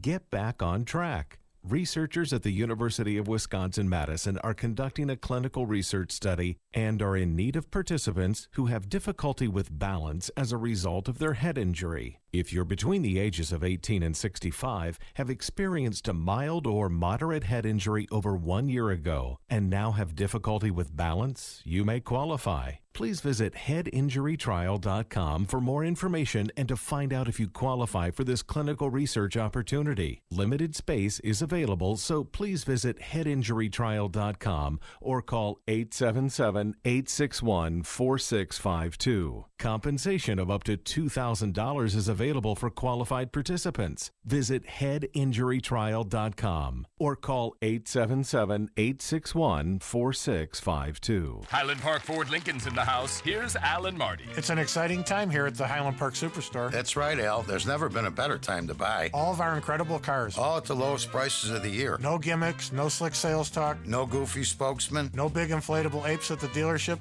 Just great cars at great prices. You sure about the inflatable ape? I like those. The Highland Park Ford Lincoln Superstore. Call 1-800-984-9000 or go to alanmarty.com. Maybe just a little one. Can someone get Marty a monkey? This is Alan Marty. Deal with us. Mike Rowe here with a quick IAQ test from my buddy Bill. Wait, I didn't study. IAQ stands for Indoor Air Quality, something 1 hour excels at. Well, I aced my SATs, so... Yes or no? Do you breathe inside your home? Yeah. And what do you breathe? Air. And what's in that air? Air? Sorry, we were looking for dust mites, household pollutants, even formaldehyde. Wait, I need to move. Or you could call 1 hour and improve your IAQ. That sounds smarter. Let's see how you do with the disclaimer. Each independent franchise is licensed in its respective state or county. Not bad. Cutting edge. That's a concept companies strive to achieve in the world of custom packaging, design, and vendor-managed inventory. Infinity Packaging is the cutting-edge leader. If your company is cutting edge, then Infinity Packaging is your best choice. From stock and custom corrugated boxes and mailers, to film, bags, tubes, labels, and specialized inserts, no packaging challenge is too cutting edge for Infinity. Plus, a high level of service and customer contact and multiple warehouse locations truly make Infinity Packaging a premier packaging and warehousing leader nationwide. You'll receive the benefits and savings of big company purchasing power with the advantages of a small company approach to service. To learn more or schedule your company's packaging analysis, call Infinity Packaging at 847-786-2002 or visit infinitypkg.com. That's 847-786-2002 or online at infinitypkg.com. Infinity Packaging, the cutting-edge leaders in custom packaging, design, and warehousing. Coming up next, it's me, Mike Gallagher, right after Chicago's Morning Answer with Dan and Amy on AM 560, The Answer. Dan and Amy, got this National Terrorism Advisory Bulletin from the Department of Homeland Security. This is the agency that's headed up by Jay Johnson, who believes that right-wing extremist activity is as much of a threat as radical Islamic terror. So just and pointing to what? Who's the right-winger that's gone crazy and been responsible for mass shootings? Just generically. Yeah. Because the list that we read yesterday, they're all just crazies. David Axelrod, not yet willing to rule out Tea Party involvement in the Orlando massacre. Still not. This advisory bulletin. Mm-hmm. What level are we at? Orange, purple, green? Well, what are those? Yellow. I mean, it's more the rhetoric. The tragic events of Orlando several days ago reinforce that our concern about homegrown violent extremists who could strike with little or no notice. Increased public vigilance and awareness continue to be of the utmost importance. As we saw in the attacks in San Bernardino, Paris, Brussels, and most recently Orlando. Gosh, what do those attacks have in common? DHS doesn't know. Terrorists will consider a diverse and wide selection of targets for attacks. Terrorist use of the internet to inspire individuals to violence join their ranks remains a source of concern. How you can help. By the way, you notice something that's missing from this description, from the details here? Islamic jihadists? Mm-hmm. Yeah. What does San Bernardino, Paris, Brussels, and Orlando have in common? Gosh, it was the Episcopalians who did it. Can't piece it together. It was you Catholics. Also, how you can help. Report suspicious activity to local law enforcement or public safety officials who are best positioned to respond and offer specific details on terroristic indicators. How'd that work out in Orlando with the gun shop owner who did precisely that? Yeah, the gun shop owner who, he tried to buy level 3 body armor and he got a little suspicious. Yes, he came and our salesman got very concerned about it and just informed him we do not have this body armor. At this time, he pulled away and got onto the cell phone. When he was on the cell phone, he had a conversation in a foreign language that was more concerning. Then he came back and he was requesting ammo. So he wanted bulk ammo only. So at that time, he declined any business and he left the store. We had no link, no contact. Didn't know who he was, but we did contact authorities and let them know we just had a suspicious person that was in here. And if that gun shop owner could do it all again, he said he would have asked him, for his name. Yeah, not that he would have given him his name anyway, but at least he would have tried. Yeah, but that's not on him. And that owner is Robbie Abell, the owner of Lotus Gunworks of South Florida, and he confirmed that the agency he contacted was indeed the FBI. So, gosh, I don't know how that's covered in this memo. Craig in Mount Greenwood, you're on Chicago's Morning Answer. Yeah, I wanted to mention something. There's guys out there that if we had them armed and everything, they got concealed carries. My brother's one of them. He's got a concealed carry. I don't, but he's a match master. He's shot on a lot of police pistol leagues and all kinds of things. He can hold like in combat, a bullseye, real close pair. Great shooter. These are the kind of guys that should be armed and all over the place.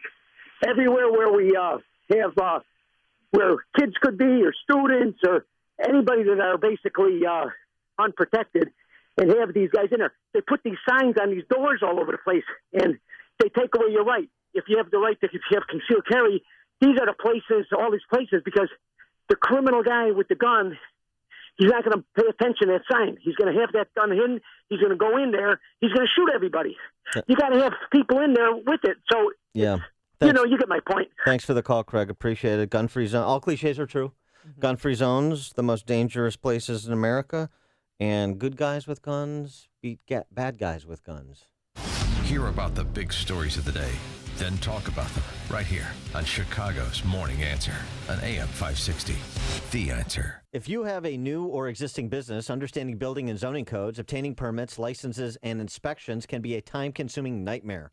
Well, I got a guy. I should say a fine company. Premier Consulting Group, and my friend Bill Gritsonis is the company to call. From city and suburban retail business to residential and high-rise building permits, PCG holds your hand from the beginning to the very end. Bill and his veteran team have decades of experience and a commitment to meeting client needs. Your business will benefit from expedited permits and the peace of mind knowing that your business is in complete compliance. So I highly suggest you call my guy, Bill Gritsonis, and his team at Premier Consulting Group before your next project. Call Bill Gritsonis at 312-263-4599 or visit PCGconsultinginc.com. That number, 312-263-4599, or online at PCGconsultinginc.com. Call Bill Gritsonis at 312-263-4599 or visit PCGconsultinginc.com. AM 560, The Answer. Coming up on Chicago's Morning Answer. Members of Congress or The View, can you tell them apart at 6:36? But first, into the newsroom we go. Here is Mike Scott. Sunshine this morning, 63 degrees. U.S. Civil Rights Group says a man arrested for allegedly killing a British lawmaker had links to an American white supremacist organization. The Southern Poverty Law Center says its records show that Thomas Mayer was a supporter of the National Alliance.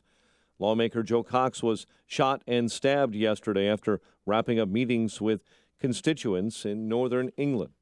President Barack Obama heads west today to celebrate America's national parks as the system nears its 100th birthday. Democratic presidential candidate Bernie Sanders says in a short period of time he will be working with Hillary Clinton to try and transform the Democratic Party and stop Donald Trump. Sanders spoke to supporters last night in a live-streamed address. Senator Joni Ernst this morning says she will not be a vice presidential candidate to run alongside Donald Trump. She told Iowa reporters on a conference call she does not expect the Trump campaign to contact her about being the vice presidential nominee. BMW is building a factory in Mexico. The German automaker formally broke ground yesterday. The factory is about 260 miles northwest of Mexico City and will build the BMW 3 Series, the company's best-selling line. The NBA says nope, it will not suspend Golden State Warriors star Steph Curry for throwing his mouthpiece in last night's loss to Cleveland. Warriors head coach Steve Kerr says he sees no issue with what Curry did. I'm happy he threw his mouthpiece. He should be upset. You know, it's look, it's it's the finals, and everybody's competing out there, and there's fouls on every play.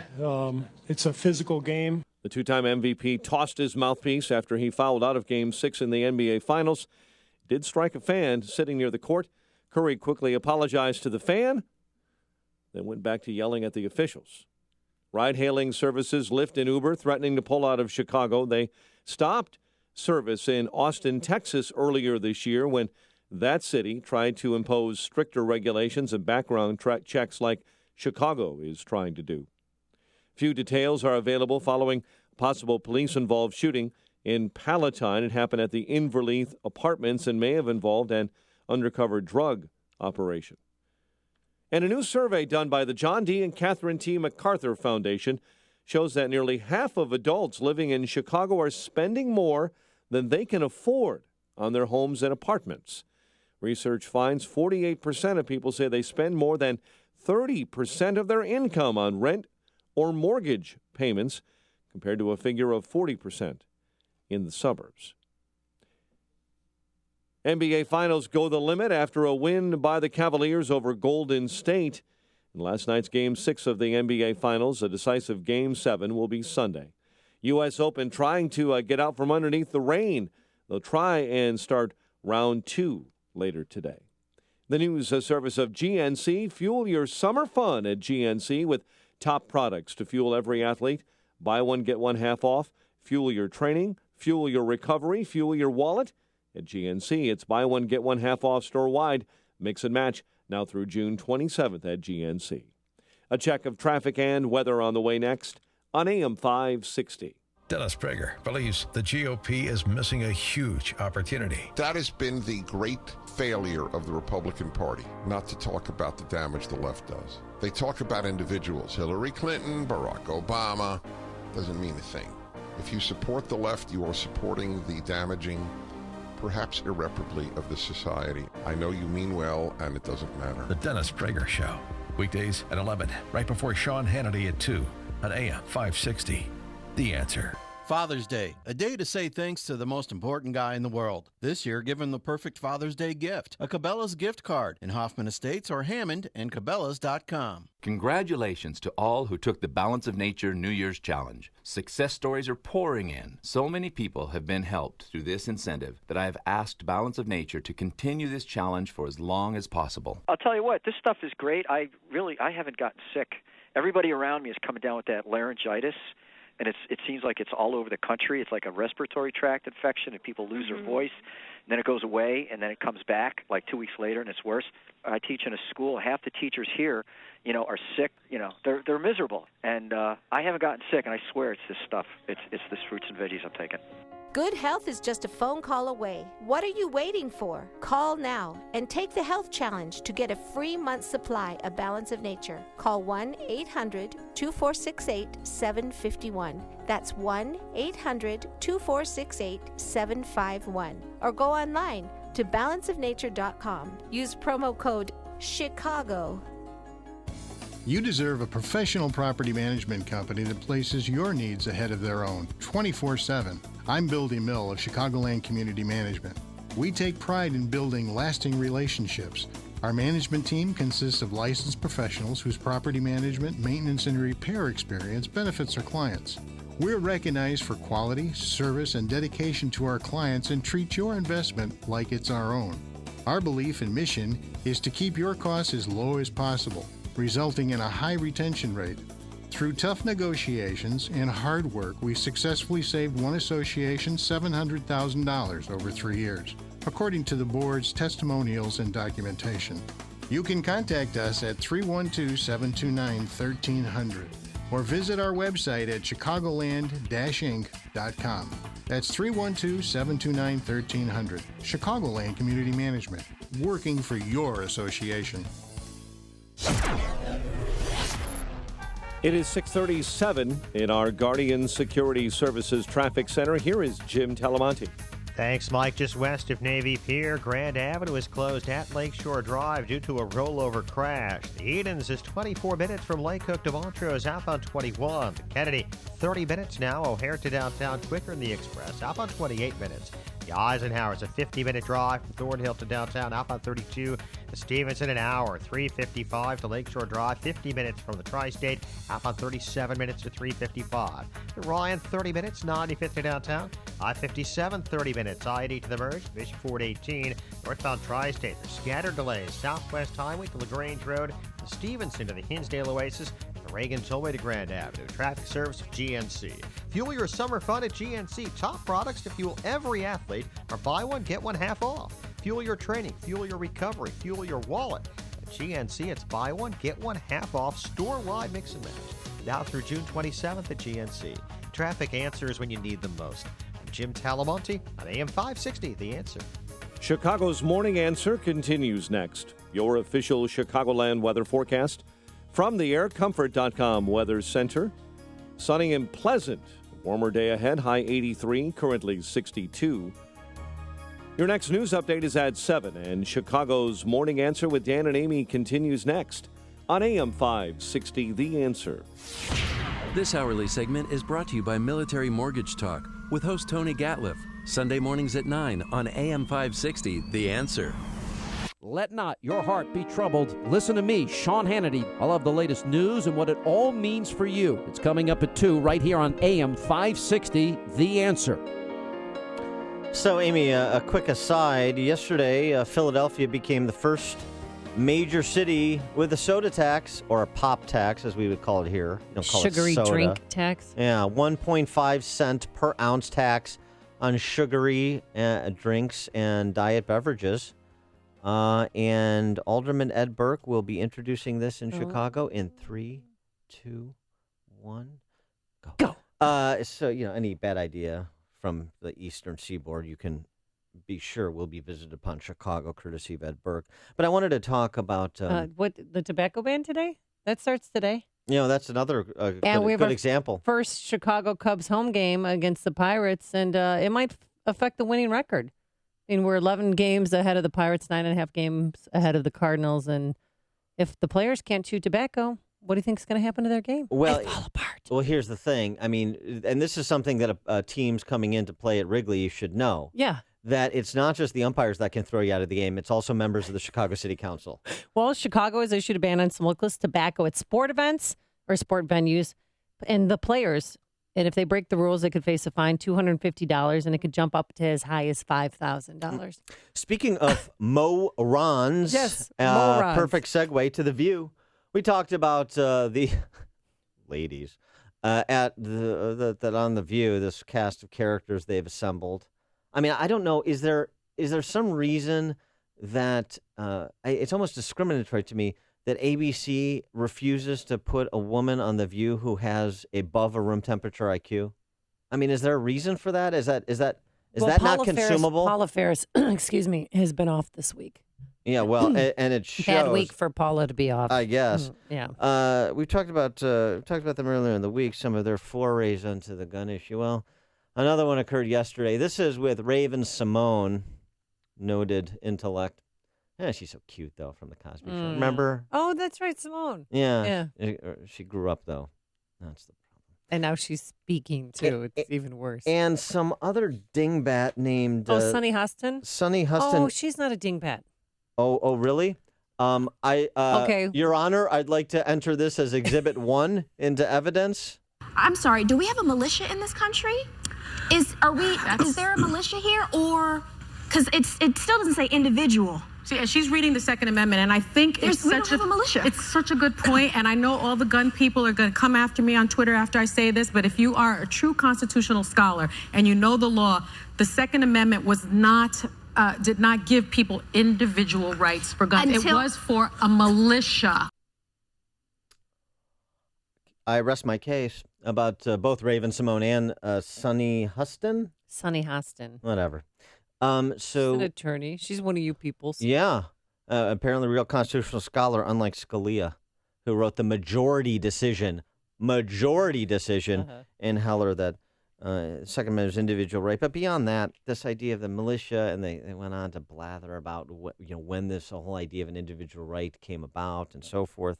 And the founders never envisioned individual right to gun The ownership. founders never envisioned assault rifles with high-capacity magazines. Yeah. So that's what other people are saying. Well, other people are wrong. Yes, they are wrong. And they're wrong all the time. And All the time. And you know what? They should just do a little bit of reading. I mean, beyond like Googling assault weapon, assault rifle. Maybe do a little bit of reading, a little bit of thinking. I sat down with one of our listeners yesterday at the lunch, and he was telling me about assault rifles. I'm like, tell me about them. Let me tell you, let me just take a step back. Yes. I want to talk about the discussion of the individual right to self-protection. You think this is since the Heller decision? You think this is even since the founding of this country? Let me read you something from Aristotle, which a philosopher you may have heard of. Yes, I've heard of. And who lived 300 BC. Talking about restricting the rights of arms to one class. He wrote, Aristotle, Hippodamos planned a city with a population of 10,000 divided into three parts, one of skilled workers, one of agriculturalists, and a third to bear arms and secure defense. But the legal restriction of arms bearing to a given class would mean that the farmers have no arms, the workers neither land nor arms. This makes them virtually the servants of those who do possess arms. In these circumstances, the equal sharing of offices and honors becomes an impossibility, and since those who possess arms must be superior in power to both the other sections, the Constitution proposed would breed inequality and discontent. That's 2,400 years ago. And I could go chapter and verse with Counselor Sonny Hostin, whatever the nut, and Raven Simone and the rest of the ladies on The View and the rest of the members of Congress, particularly on the left, go through all of the philosophers whose thoughts provided the foundation for Western civilization, whose thoughts provided the foundation for our founding documents, even in advance of the founding fathers, but including the founding fathers. They are wrong. They are ignorant. And those who subscribe, those who watch the show, come away with the same affliction. And those who subscribe to these talking points being distributed by Senator Chris Murphy and the like just simply do not know what they're talking about. It's news, opinion, insight. This is Chicago's Morning Answer on AM 560. The Answer. Real quickly, in regards to that tobacco ban, John Lackey said, we're grown men. People in the stands can have a beer, but we can't do what we want.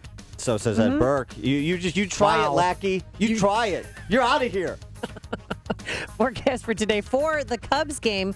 It's going to be great. Spectacular. Sunny, pleasant, warm, a high of 83 degrees for the weekend series. It's going to be wonderful as well. Saturday and Sunday, both plenty of sunshine. A high 87 on Saturday, a high of 90 on Sunday. Any complaints on the roadways? I hear Lakeshore Drive's a mess. Here's Jim Telemonte. Yes, it is, Amy. No question. There's a rollover crash on Grand Avenue at Lakeshore Drive, right in Dan's neck of the woods there, near Navy Pier, just west of there. And we do have delays on Lakeshore Drive in that area. And also farther south, it's heavy southbound approaching the Stevenson Expressway. It's heavier now on the other expressways, too. The Edens, 25 minutes. Lake Cook to Montrose, outbound 21. The Kennedy, 35 minutes. O'Hare to downtown, outbound 30. The Ike, 55 minutes from Thorndale to the post office, and 42 from Manheim, outbound 34 to Thorndale. The Stevenson is 1 hour, 3:55 to Lakeshore Drive, outbound 37 minutes. The Rhine, 30 minutes, 95th to downtown. Northbound Tri-State, it's jammed. Cicero to 47th, and from the Reagan Tollway to the Grand Avenue Curve. Adams Tollway heavy, from the Tri-State to the River Road Toll. The Veterans Memorial out now has delays from 75th to the Reagan Tollway. I'm Jim Talamonte in the Guardian Security Services Traffic Center. I'm Lou Dobbs. The IMF has suspended release of a report on the economic impact should Britain decide to leave the European Union. That after an MP was murdered.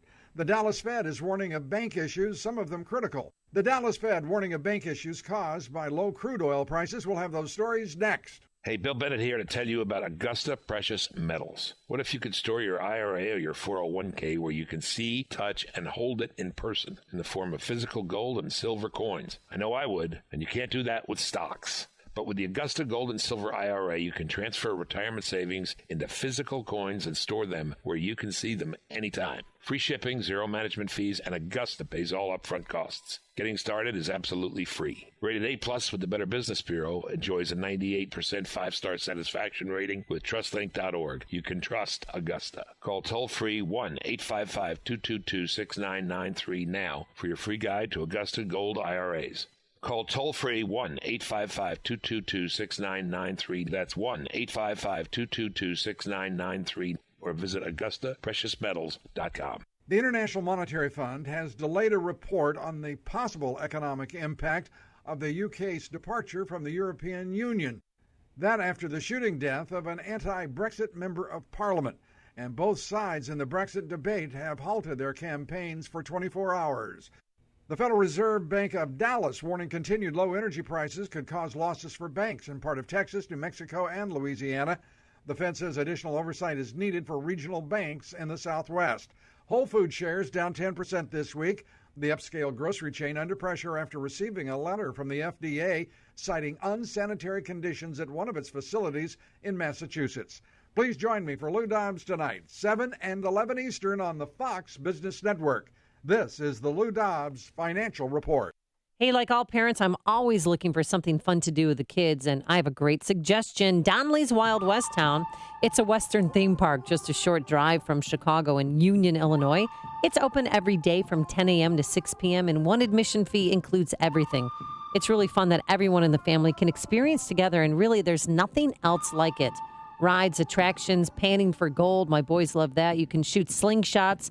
There's a Wild West show, a museum, a petting zoo, great food, and a lot more. Parents, grandparents, kids, everyone will enjoy a day together at Donley's Wild West Town. It's interactive family fun. So check out the details at wildwesttown.com. That's wildwesttown.com. And it's a great outing for groups like daycares, church groups, anybody.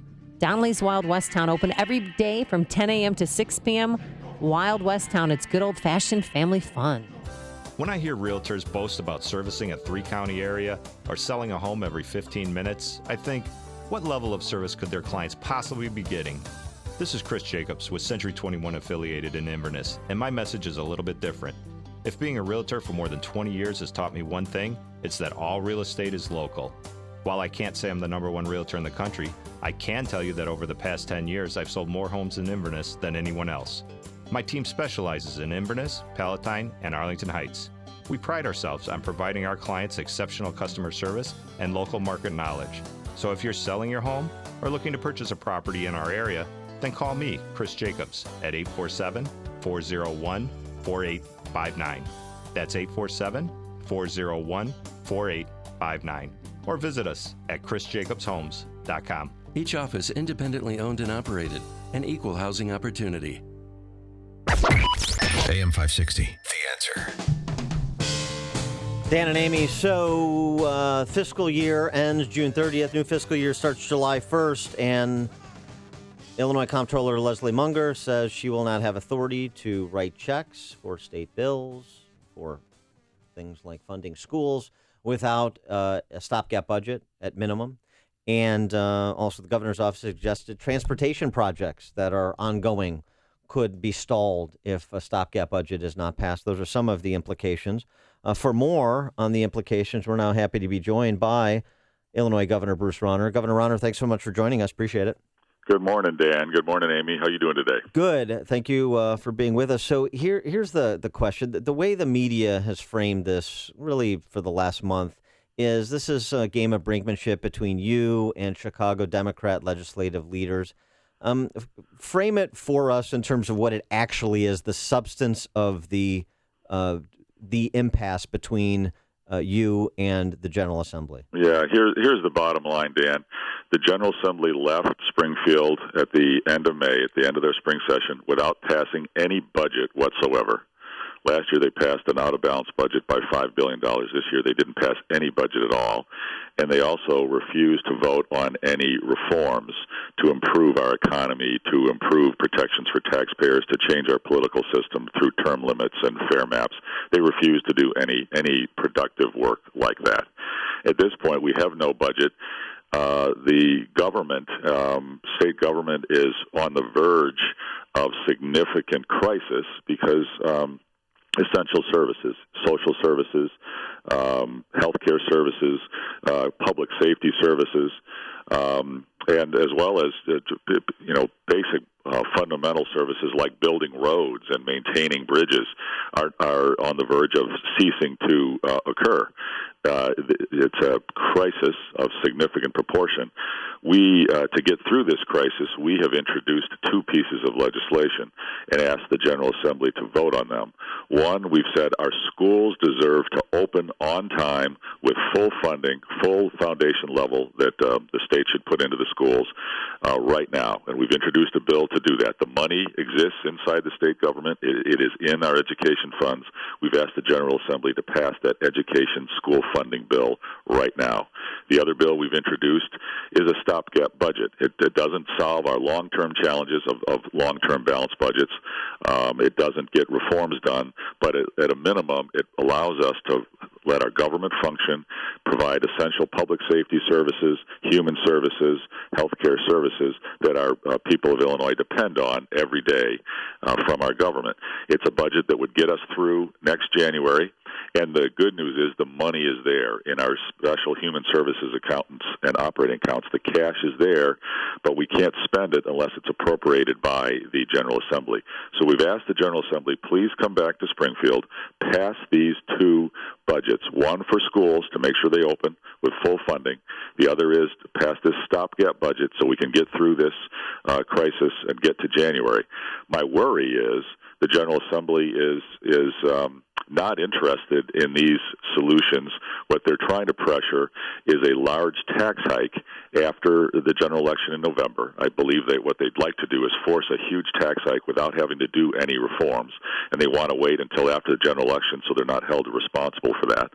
As well, President Cullerton came out publicly a number of weeks back at the City Club in Chicago and said he personally would not like to see the schools get open or get funded unless Chicago gets significantly more money under some new school funding formula that they'd like to propose. Let me be clear, that is patently unfair to taxpayers in the suburbs, to taxpayers downstate, to bail out the city of Chicago. Chicago public schools are important. I care deeply about the students there. They deserve state support.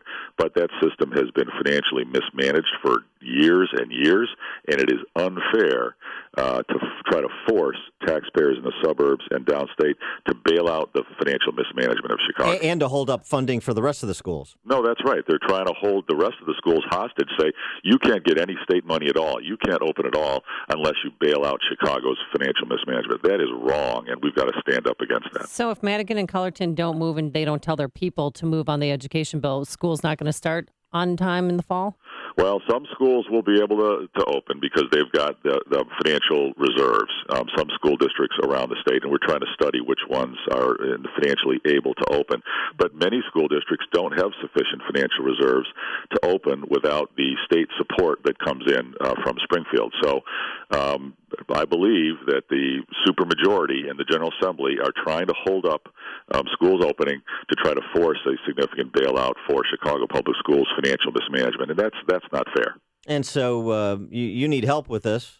We do. So we need people to engage and contact their legislators? That's exactly right. I'm traveling around the state right now, making sure everybody's aware of what's going on and what the General Assembly is failing to do, and what they're angling to try to change for a bailout for Chicago. And we're asking people to please contact their legislator, their state senator, their state representative, especially those who are in the supermajority who work underneath Speaker Madigan, and say, please, no games, no holding hostages of our schools. Please pass the two bills that have been introduced. One, so that our schools are fully funded at the full foundation level and can open on time in August.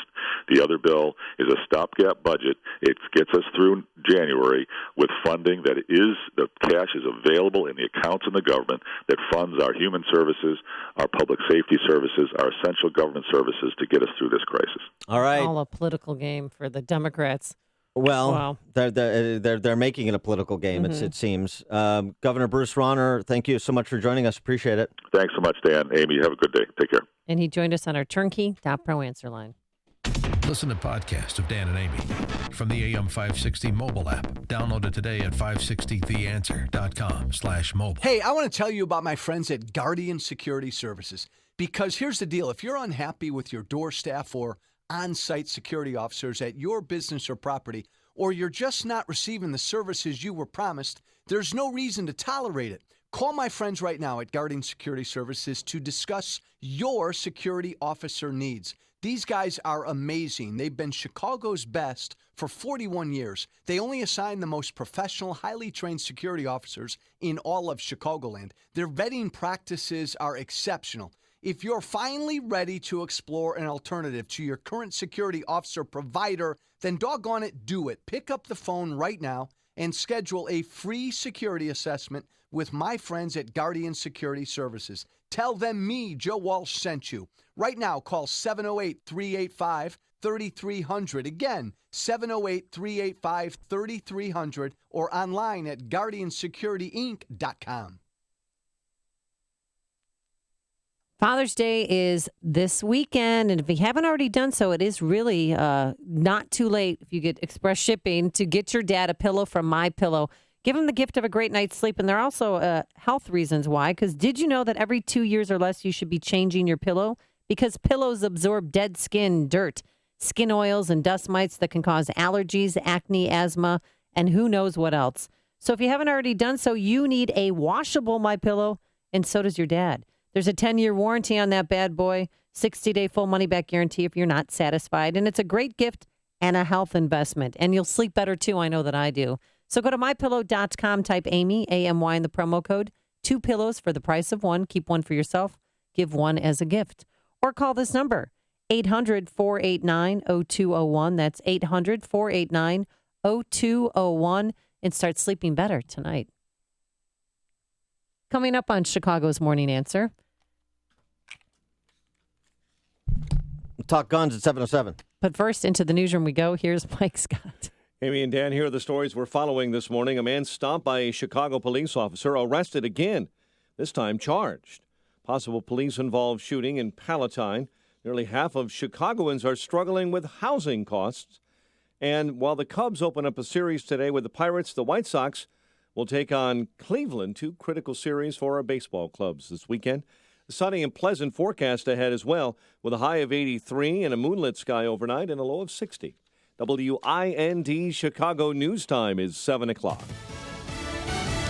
Fox News Radio, I'm Dave Anthony. They've already been analyzing one, now they've found the other black box from the Egypt airplane crash that mysteriously went down in the Mediterranean last month. Fox's Jessica Gallagher live in our Middle East Bureau. Dave, the second black box from downed Egypt Air Flight 804 has been found in the Mediterranean Sea. In a statement, Egyptian officials say the flight data recorder was damaged, but they've been able to retrieve the memory. This as investigators have started processing the cockpit voice recorder that was retrieved Thursday.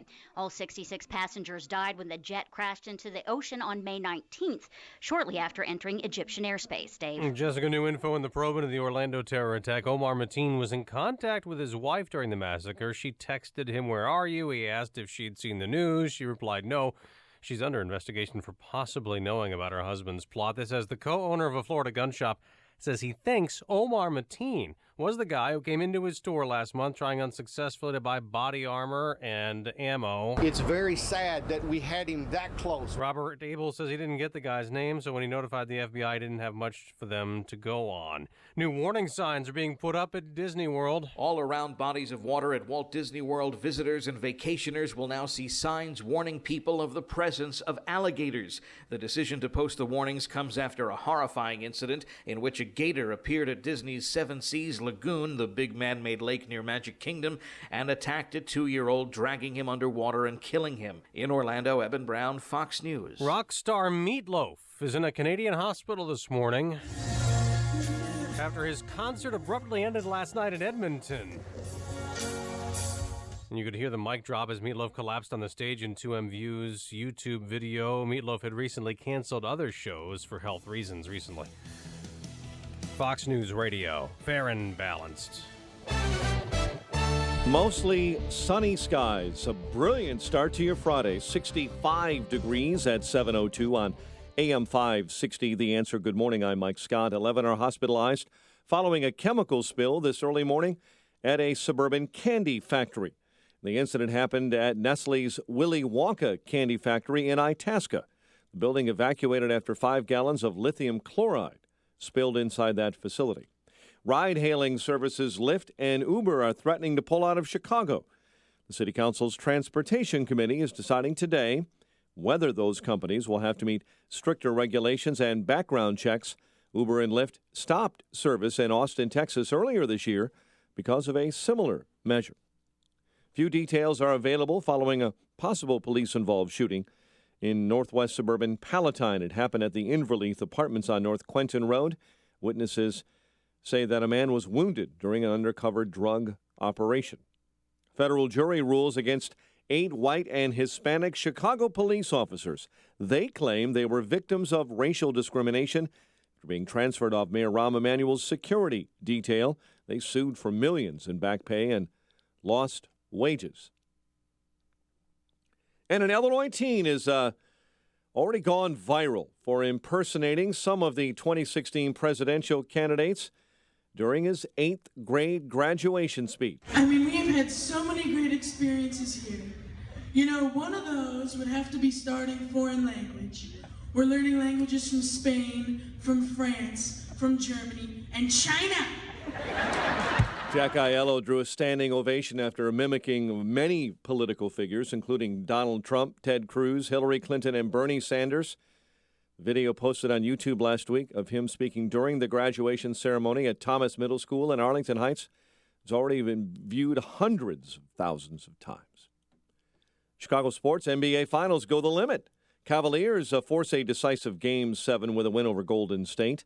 Day 2 of the U.S. Open hopes to be dry, unlike Day 1, with just 9 players able to finish their rounds. U.S. men's soccer team reaching the finals of Copa America, beating Ecuador 2-1. The news service of GNC. Fuel your summer fun at GNC. Top products to fuel every athlete are buy one, get one half off. Fuel your training, fuel your recovery, fuel your wallet at GNC. Buy one, get one half off store-wide. Mix and match now through June 27th at GNC. 7:04 and a check of traffic and weather on the way next on AM 560. Sean Hannity lays out what's at stake this election. The media is ignoring all this anti-American, pro-Mexican flag violence at Donald Trump rallies. I mean, it's getting vicious out there. There's a lot at stake this election. If you're pro-life, if you're pro-Second Amendment, if you want to build the wall, if you want to repeal Obamacare, you want conservative justices, there's a lot at stake here. And the media wants Trump to lose, big time. The Sean Hannity Show. Afternoons at 2, right before Joe Walsh at 5 on AM 560. The Answer. There are 2 kinds of pain. Pain that goes away and the worst kind, chronic pain. If you suffer from chronic pain, life is not complete and it can be miserable. Unfortunately, most people use narcotics that mask the pain. You need to find the source of the chronic pain and get relief. This is Dr. Ken Candido of Chicago Anesthesia Pain Specialists. We're serious players in the management of pain, and our team are national leaders as well as being educators in the treatment of pain. We will work with you to diminish or eliminate your pain and help you get your life back. You know, there's a nationwide narcotics epidemic, and people are too quick to mask over chronic pain instead of looking for the cause and treating or eliminating the pain. Contact us. We will help you. Go to mypainchicago.com. Call and make an appointment with some of the best pain people in the nation, located here in Chicago. mypainchicago.com. You or someone you know suffers in the suffering of chronic pain. mypainchicago.com. Let's make you pain-free. The company was born in the Civil War era. The year was 1866 when founder Christian Henry Hansen started C.H. Hansen in Chicago. The company grew, expanded, and even survived the Great Chicago Fire and the Great Depression to become the great company they are today, headquartered in their Naperville office and factory. The C.H. Hansen Company stands proud with Chicago and Illinois as a great American hand tool manufacturer. In celebration of their 150-year anniversary, family-owned and operated C.H. Hansen thanks its employees and customers for their service and business. C.H. Hansen offers over 2,000 products, stock and custom in 8 different product categories, including steel stamps, stencils, metal tags, barricade and flagging tapes, Palmgren, makers of work-holding vices and metalworking machines, mechanics tools and marketing tools. Visit chhansen.com for information. C.H. Hansen is Chicago and a proud part of Chicago and Illinois for 150 years strong and counting. Focus. You need it to run a business, so don't let legal questions distract you. Use LegalZoom instead. Things like lease agreements and employment laws get complicated, but they're part of running a business. That's why LegalZoom built a network of independent attorneys in 48 states. You can rely on them for the legal details without paying by the hour, since LegalZoom isn't a law firm. So focus on growing your business and use LegalZoom for the legal stuff. LegalZoom. Legal help is here.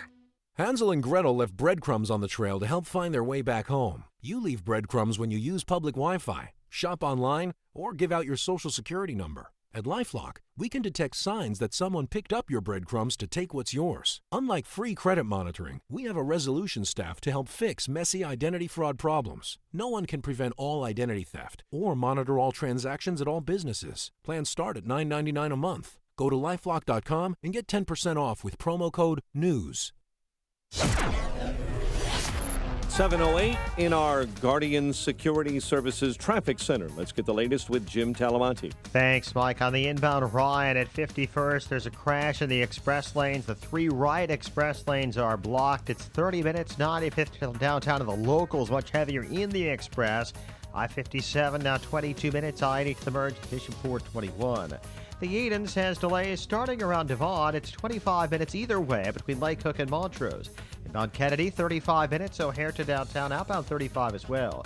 The Eisenhowers, an hour and 3 minutes. Thorndale to the post office. 47 minutes from Manheim. Outbound, looking at 35 to Thorndale. Stevenson, an hour, 3:55 to Lakeshore Drive, outbound 39 minutes. Northbound Tri-State, stop and go 115th to 47th, and from the Reagan Tollway to North Avenue.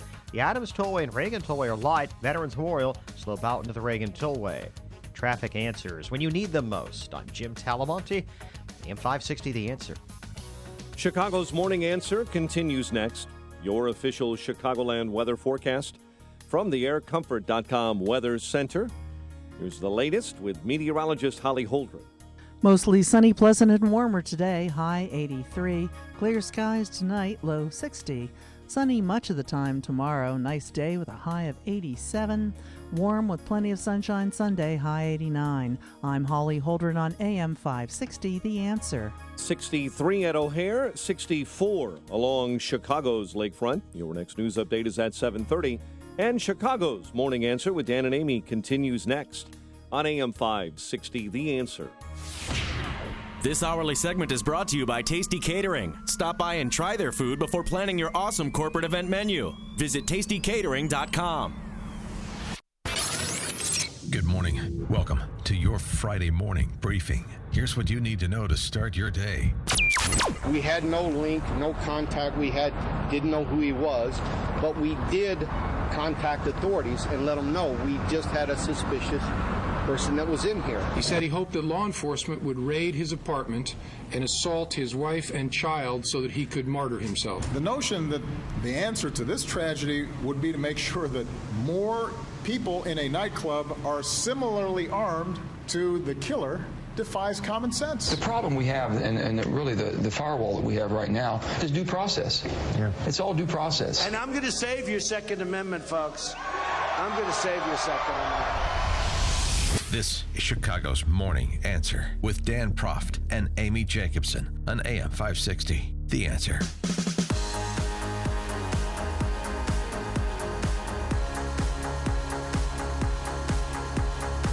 Good morning, Dan and Amy. So a couple of new data points overnight on the Orlando terrorist murderer. Two things. One is that he was texting with his wife while he was murdering people. Yeah, he was telling her, "Are you watching the news?" And then he texted also, "I love you." And she texted back, "I love you." And then I guess she tried to call him. He didn't pick up the phone. But yeah, he was texting on and off throughout the mass shooting. I mean, it's just sick, and Facebooking too. We talked about the Facebook, but we learned overnight that he was texting his wife. Right. You expect his wife to be indicted by the grand jury that's been convened in the not too distant future. The other issue is this gun shop owner in South Florida, Robbie Abell. Lotus Gunworks of South Florida is his business. And 5 weeks before the terrorist attack on that Orlando nightclub, the killer was in the store asking odd questions about body armor and bulk ammo, and Robbie Abell shut him down. Our salesman got very concerned about it and just informed him we do not have this body armor. At this time, he pulled away and got onto the cell phone. When he was on the cell phone, he had a conversation in a foreign language that was more concerning.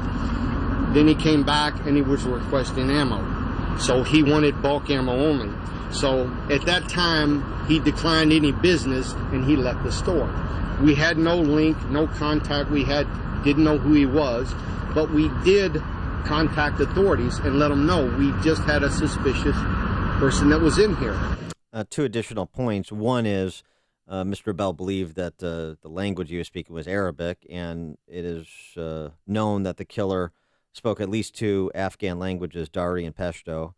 And in addition to that, Abell, the gun shop owner, confirmed that the agency he contacted was the FBI. Right, but they didn't go out to the store right away.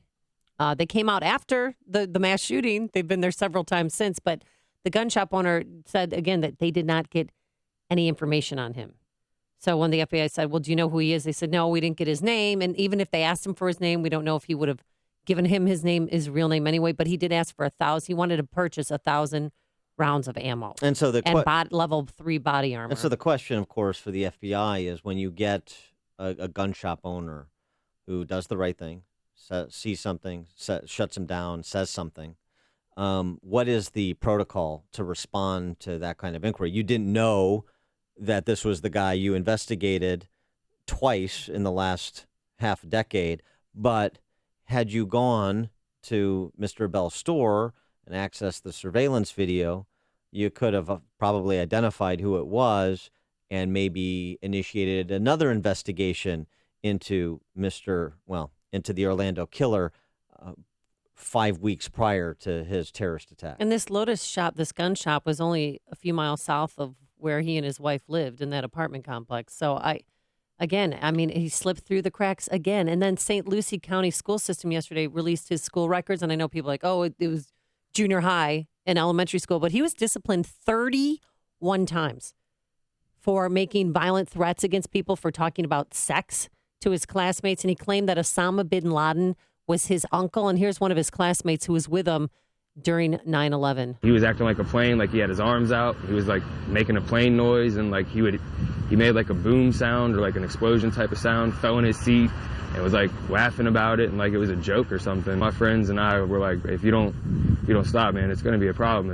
Yeah, so this is consistent with the accounts previous that he celebrated the 9/11 attack. And again, it calls into question how deep the FBI dug when they looked at this guy twice to go back into his history, going all the way back to grade school for that matter. 31 times? Well, in addition to that, everything we know in between. So the trips to Saudi Arabia, a look at his father. Yeah, hello. There's just a lot there, and I'm not casting aspersions on the FBI. I'm trying to understand what they didn't do, why they didn't do it, and what they should do in the next time a case like this arises, so some of the same blind spots aren't present. Can't they just come forward and say, look, we need help. We can't keep up with all these wannabe jihadists, with all these lone wolves. I mean, they're monitoring 805 people, I guess, are on the terrorist watch list. That's what Bill Gavin said earlier this week, and that it's a lot. They have a lot on their plate, and they need help. Can't we do something? There's a lot more than 805 that are on the watch list. Or terrorist watch. So there's a resource issue, but there's also the protocol issue. What do you do when you zero in on somebody? How deep do you dig? When do you stop? I mean, I'd like to see kind of the flow chart, the investigative flow chart.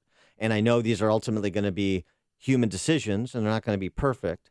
But I think that's an important conversation. I assume they're having that internally right now. And they say that they're limited by the government guidelines.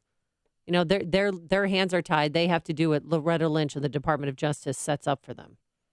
Well, in addition to that, immigration policy and so forth, and knowing who's here and what they intend to do. I mean, Don't want to racially profile. Not making their job any easier.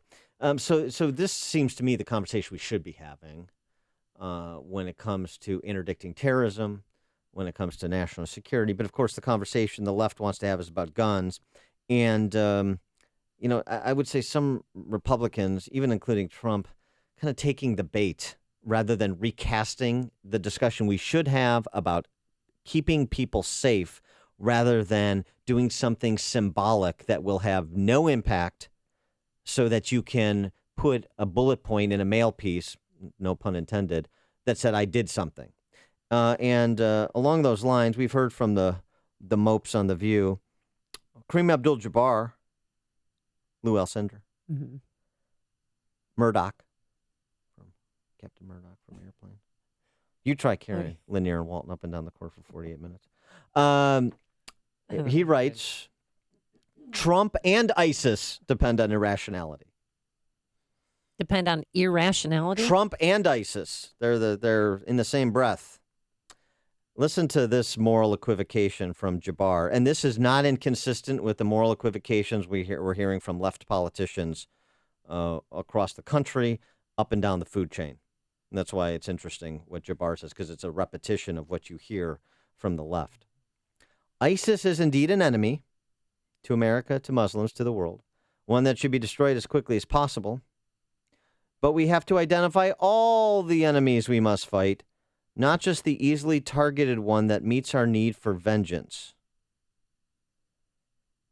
So we're only targeting ISIS to meet our need for vengeance of some sort?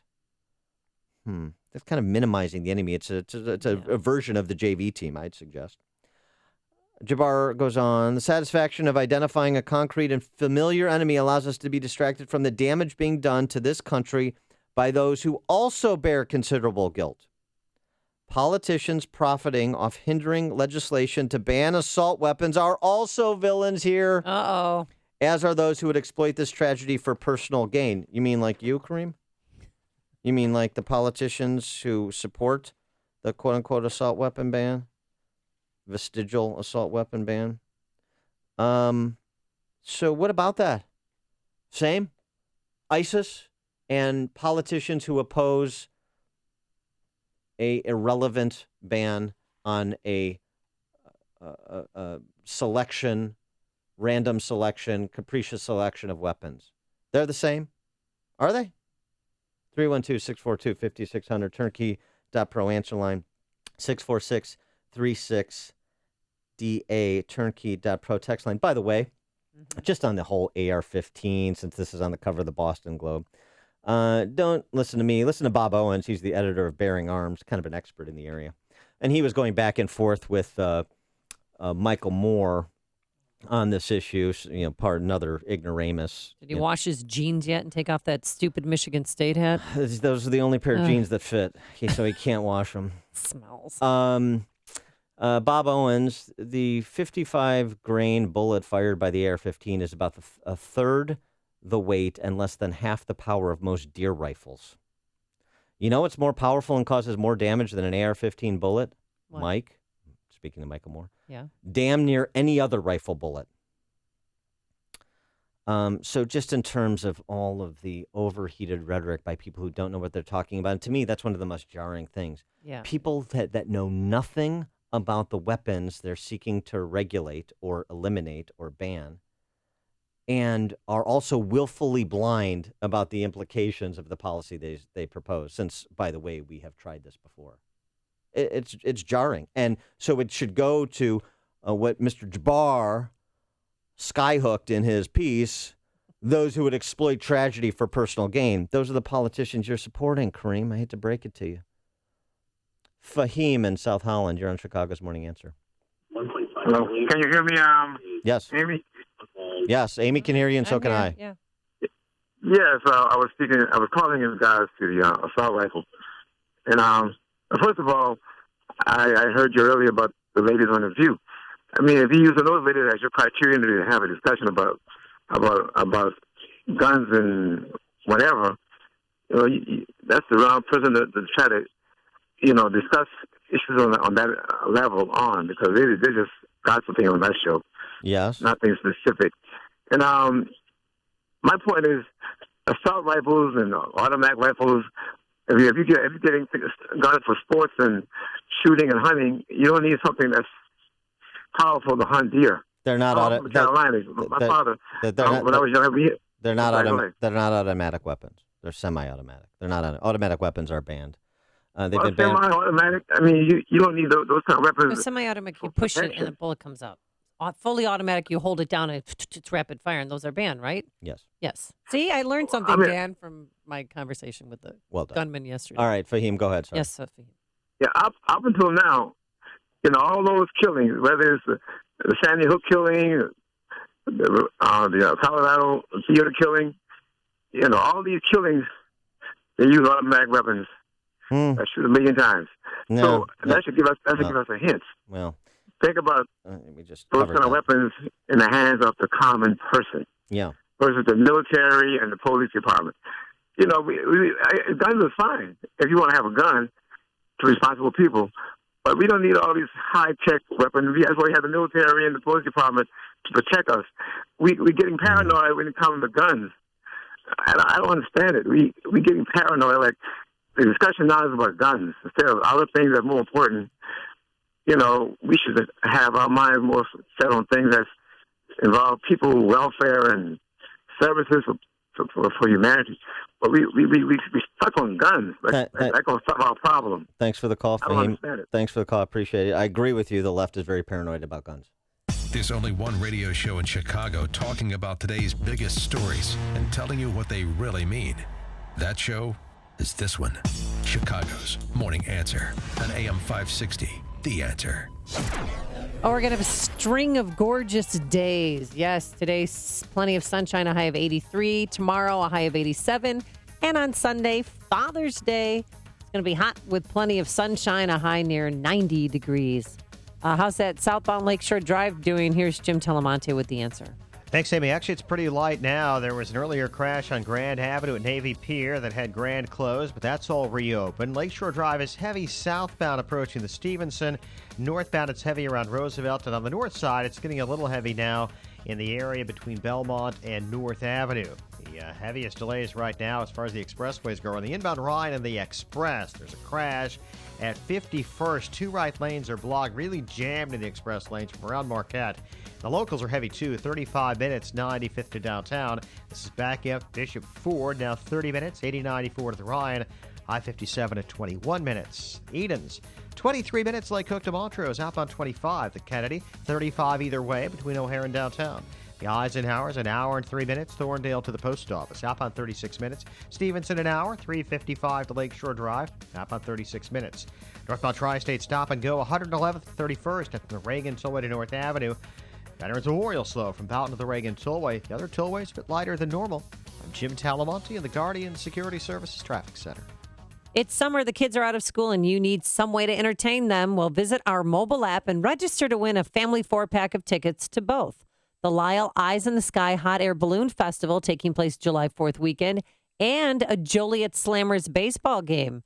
Download the AM 560 The Answer mobile app for your phone and register now. Contest ends Sunday, June 26th. I have struggled with irritable bowel syndrome for 40 years. Really struggled with it. And I want you to know that since I have been taking Balance of Nature, I don't have it anymore. After 40 years, I'm 75 years old, and after 40 years of struggling with this and, early on taking all kinds of medication and this, that, and the other thing, back in October, I was able to cancel my appointment with the gastroenterologist. Your products have made my life, they have improved the quality of my life so tremendously.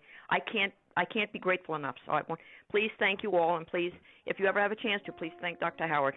Good health is just a phone call away. What are you waiting for? Call now and take the health challenge to get a free month's supply of Balance of Nature. Call 1-800-2468-751. That's 1-800-2468-751. Or go online to balanceofnature.com. Use promo code CHICAGO.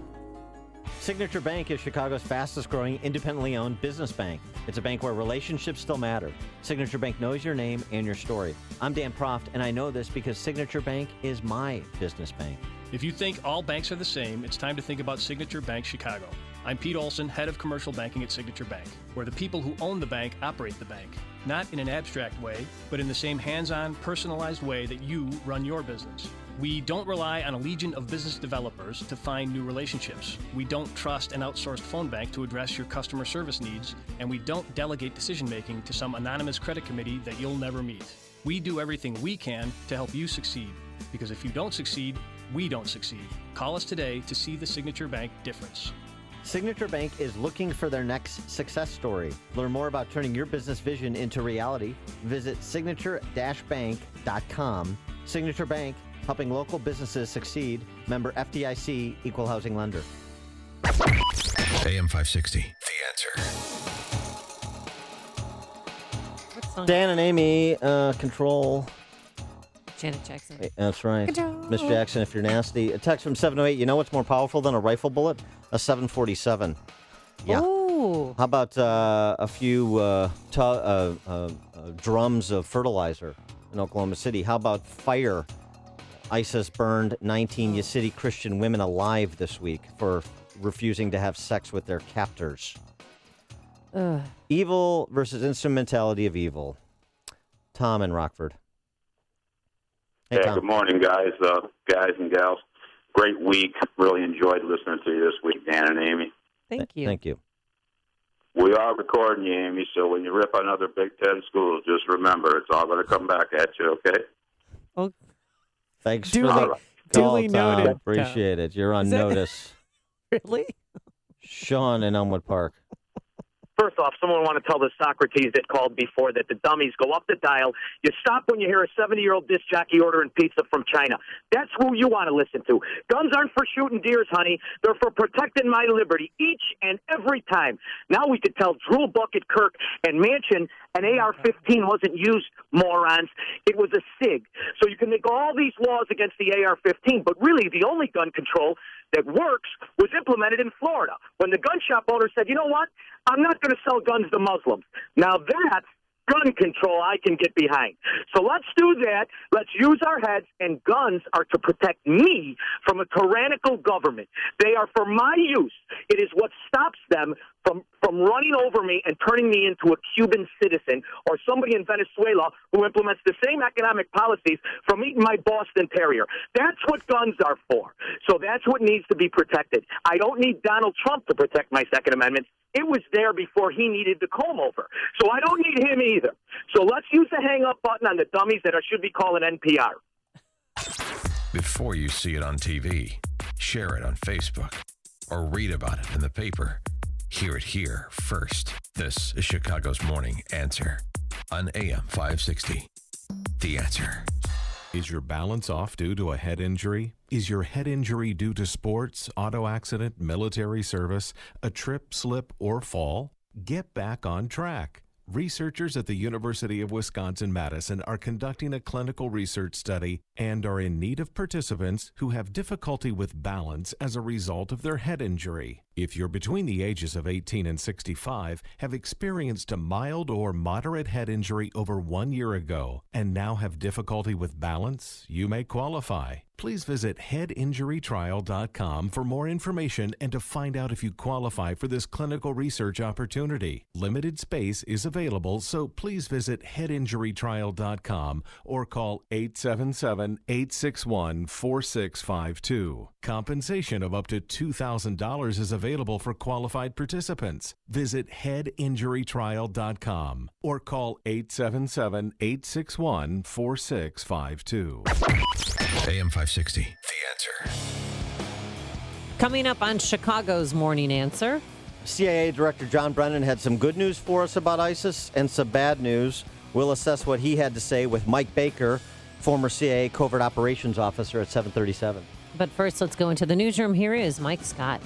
Amy and Dan, Egyptian officials say this morning searchers have recovered a second black box from that Egypt Air jetliner that crashed into the Mediterranean last month. Florida gun shop owner says the Orlando shooter wanted to buy body armor at his store. Robert Abel of Lotus Gunworks in Jensen Beach says one of his employees became suspicious when Omar Mateen requested the armor and an alarming amount, he says, of ammunition. Meantime, GOP House Speaker Paul Ryan says the president going after the Second Amendment is not how you stop terrorism. We need to make sure that we're focusing on the real issue here, which is terrorism. The fact that people are becoming radicalized and committing these horrible acts of terrorism in our country. Ryan pressed about gun violence after the massacre at a gay nightclub in Orlando Sunday, telling a briefing that Congress must get this right. A man who allegedly shot and killed a British MP yesterday, a member of Parliament, was reportedly a supporter of a neo-Nazi group. Thomas Mayer was taken into custody after a Labour Party lawmaker, Joe Cox, was stabbed and then shot. Walt Disney World putting up signs to warn people about alligators. The resort beaches at Disney World were closed yesterday as state officials continue to probe the death of a 2-year-old boy attacked by an alligator this week. The Dish Network no longer has the NFL Network or NFL Red Zone in its programming lineup. The NFL says this morning their contract expired after the two parties were unable to come to terms on a new distribution agreement. 11 are hospitalized following a chemical spill at Nestle's Willy Wonka candy factory in Itasca. Ride-hailing service, Lyft, and Uber are threatening to pull out of Chicago. City Council Transportation Committee is deciding today whether the companies will have to meet stricter regulations and even background checks. NBA Finals go the limit. Game 7 Sunday after the Cavaliers beat the Warriors. Day 2 of the U.S. Open, beginning with just 9 players able to finish round 1 yesterday. U.S. soccer team reaches the semifinals of Copa America, beating Ecuador 2-1. Baseball this afternoon, Pirates and Cubs. And tonight, the Sox visit Cleveland.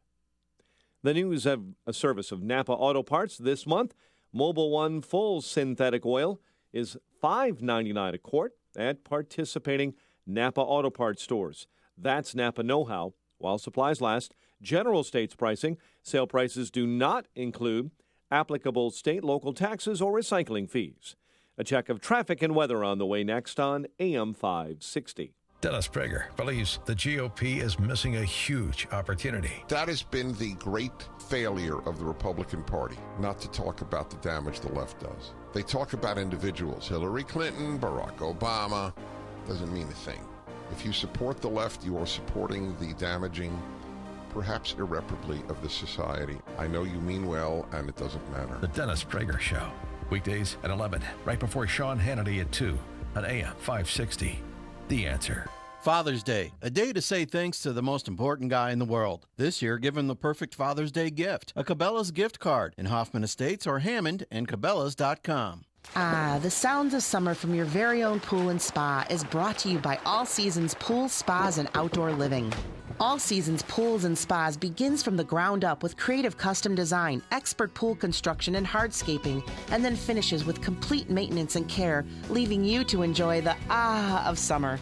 As you soak up the sun poolside, imagine a fire pit, outdoor kitchen, or pergola. All Seasons Pool and Spa will turn your boring backyard into a vacation paradise. No need to go off the deep end. Relax, knowing that for over 60 years, All Seasons Pools and Spas has been making a splash in your neighborhood. Visit their showroom and store for a complete selection of pool, spa, robotic pool cleaners, and premium barbecue and grill islands. A trained staff is on hand to provide water testing, salt and chlorine products, and advice for servicing your pool. All Seasons Pool and Spa and Outdoor Living, 135th Street in Orland Park, or resortlivingathome.com. That's resortlivingathome.com. My name is David Hochberg, and I'm Vice President of Lending at Pearl Mortgage. If you're looking to purchase a new home or refinance your existing home, give me a call. Jeff, Vietnam vet, recently discharged from a Chapter 13 bankruptcy, stopped into his bank before calling me. Bad move. The bank's supposed mortgage expert told Jeff he'd have to wait 1 year after a Chapter 13 discharge to secure a VA loan. Wrong.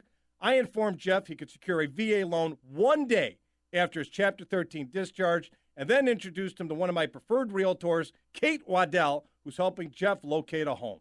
If you're a veteran who would like to work with a lender that respects and values your service to our country, give me a call now at 312-751-1333 or visit am560david.com. I've helped thousands of AM560 listeners, but I can't help if you don't call 312-751-1333 or visit am560david.com. Pearl Mortgage and Equal Housing Lender, Illinois Residential Mortgage License 4358, RMLA, NMLS 19186. You deserve a professional property management company that places your needs ahead of their own 24/7. I'm Bill DeMille of Chicagoland Community Management. We take pride in building lasting relationships. Our management team consists of licensed professionals whose property management, maintenance, and repair experience benefits our clients. We're recognized for quality, service, and dedication to our clients and treat your investment like it's our own. Our belief and mission is to keep your costs as low as possible, resulting in a high retention rate. Through tough negotiations and hard work, we successfully saved one association $700,000 over 3 years, according to the board's testimonials and documentation. You can contact us at 312-729-1300 or visit our website at chicagoland-inc.com. That's 312-729-1300. Chicagoland Community Management, working for your association. 7:37. Let's get an update on the roads and our Guardian Security Services Traffic Center. Here is Jim Talamonte. Thanks, Mike. Inbound Kennedy, delays start at Sayre. 40 minutes O'Hare to downtown, outbound 35. The Edens is 23 minutes. Lake Hook to the junction, outbound 26. The Eisenhower, an hour and 10 minutes. Thorndale to downtown, outbound 39 minutes. Stevenson, an hour and 5 minutes. 355 to Lakeshore Drive. Northbound 55 is jammed from 126 to 53, where there's a crash in the center lane. Ryan, 35 minutes, 95th to downtown in the express lanes. Now there's a stall at Garfield in the left lane. There was an earlier crash at 51st. Northbound Tri-State, very slow, 111th, 31st, from Reagan Zoe to North Avenue. Traffic service of GNC. Fuel your summer fun at GNC. Top products to fuel every athlete are buy one, get one half off. Fuel your training, fuel your recovery, fuel your wallet. At GNC, it's buy one, get one half off store-wide mix and match. Now through June 27th at GNC. Traffic answers when you need them most. I'm Jim Talamonte on AM 560, The Answer. Chicago's Morning Answer continues next. Your official Chicagoland weather forecast from the aircomfort.com Weather Center. A beautiful day ahead. Sunny, pleasant, high 83. Tomorrow, sunny most of the day and a high of 87. Currently, we have 65. Next news coming up at 8. And Chicago's Morning Answer with Dan and Amy continues next on AM 560, The Answer. This hourly segment is brought to you by The Lou Bridges Show. Tune in on Saturday mornings at 8 to learn how you might fight foreclosure and keep your home. You want more than just the headlines? Find out what's going on and what it means with me, Dennis Prager, this morning at 11, right here on AM 560, The Answer. Dan and Amy, we're going to get to this, not here, but wait till you see the column that Neil Steinberg wrote in the Sun-Times today. Oh, baby. Not that anybody reads the Neil Steinberg or the Sun-Times or should, but I mean, it's another illustration. We've had so many, from Kareem Abdul-Jabbar to Chris Murphy, so many ignoramuses opining on guns in the wake of the terrorist attack. But Neil Steinberg really takes it to an unintentionally fun level. We'll get to that. But we have more pressing matters. And John Brennan, who's the director of the CIA, of course, outlined the pressing matter. That is the threat of ISIS, the JV team that is moving up the ranks. Brennan had some good news for us and some bad news. Here's the good news with respect to our fight against ISIS. Several notable indicators are trending in the right direction. ISIL has lost large stretches of territory in both Syria and Iraq. Its finance and media operations have been squeezed, and it has struggled to replenish the ranks of its fighters, in part because fewer foreign fighters are now able to travel to Syria. Moreover, some reports suggest that a growing number of ISIL members are becoming disillusioned with the group and are eager to follow in the footsteps of members who have already defected. That's the good news. Brennan testifying before a congressional committee. Here's the bad news. Unfortunately, despite all our progress against ISIL on the battlefield and in the financial realm, our efforts have not reduced the group's terrorism capability and global reach. The resources needed for terrorism are very modest, and the group would have to suffer even heavier losses on territory, manpower, and money for its terrorist capacity to decline significantly. So, effectively, no diminution of ISIS's ability to exact terrorism on a global scale. And we know they're targeting the West, as the evidence of Brussels and Paris and San Bernardino and Orlando are testament to.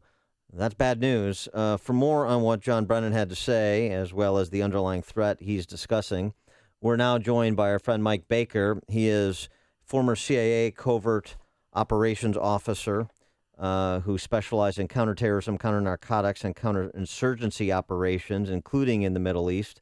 He's now president and founder of Diligence LLC. Mike, thanks so much for joining us again. Appreciate it. Sure, thank you. Likewise. John Brennan is a very capable guy. He's a very well-experienced individual. He's been doing this a long time.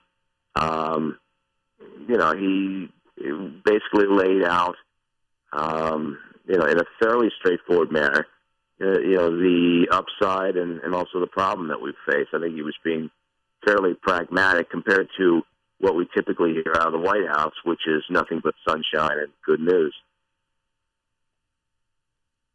And so, Mike, with respect to what we hear from the White House, your assessment of President Obama's response to the Orlando attack, and also part of that response, kind of going back and forth with critics as to his unwillingness to use the phrase radical Islamic terrorism.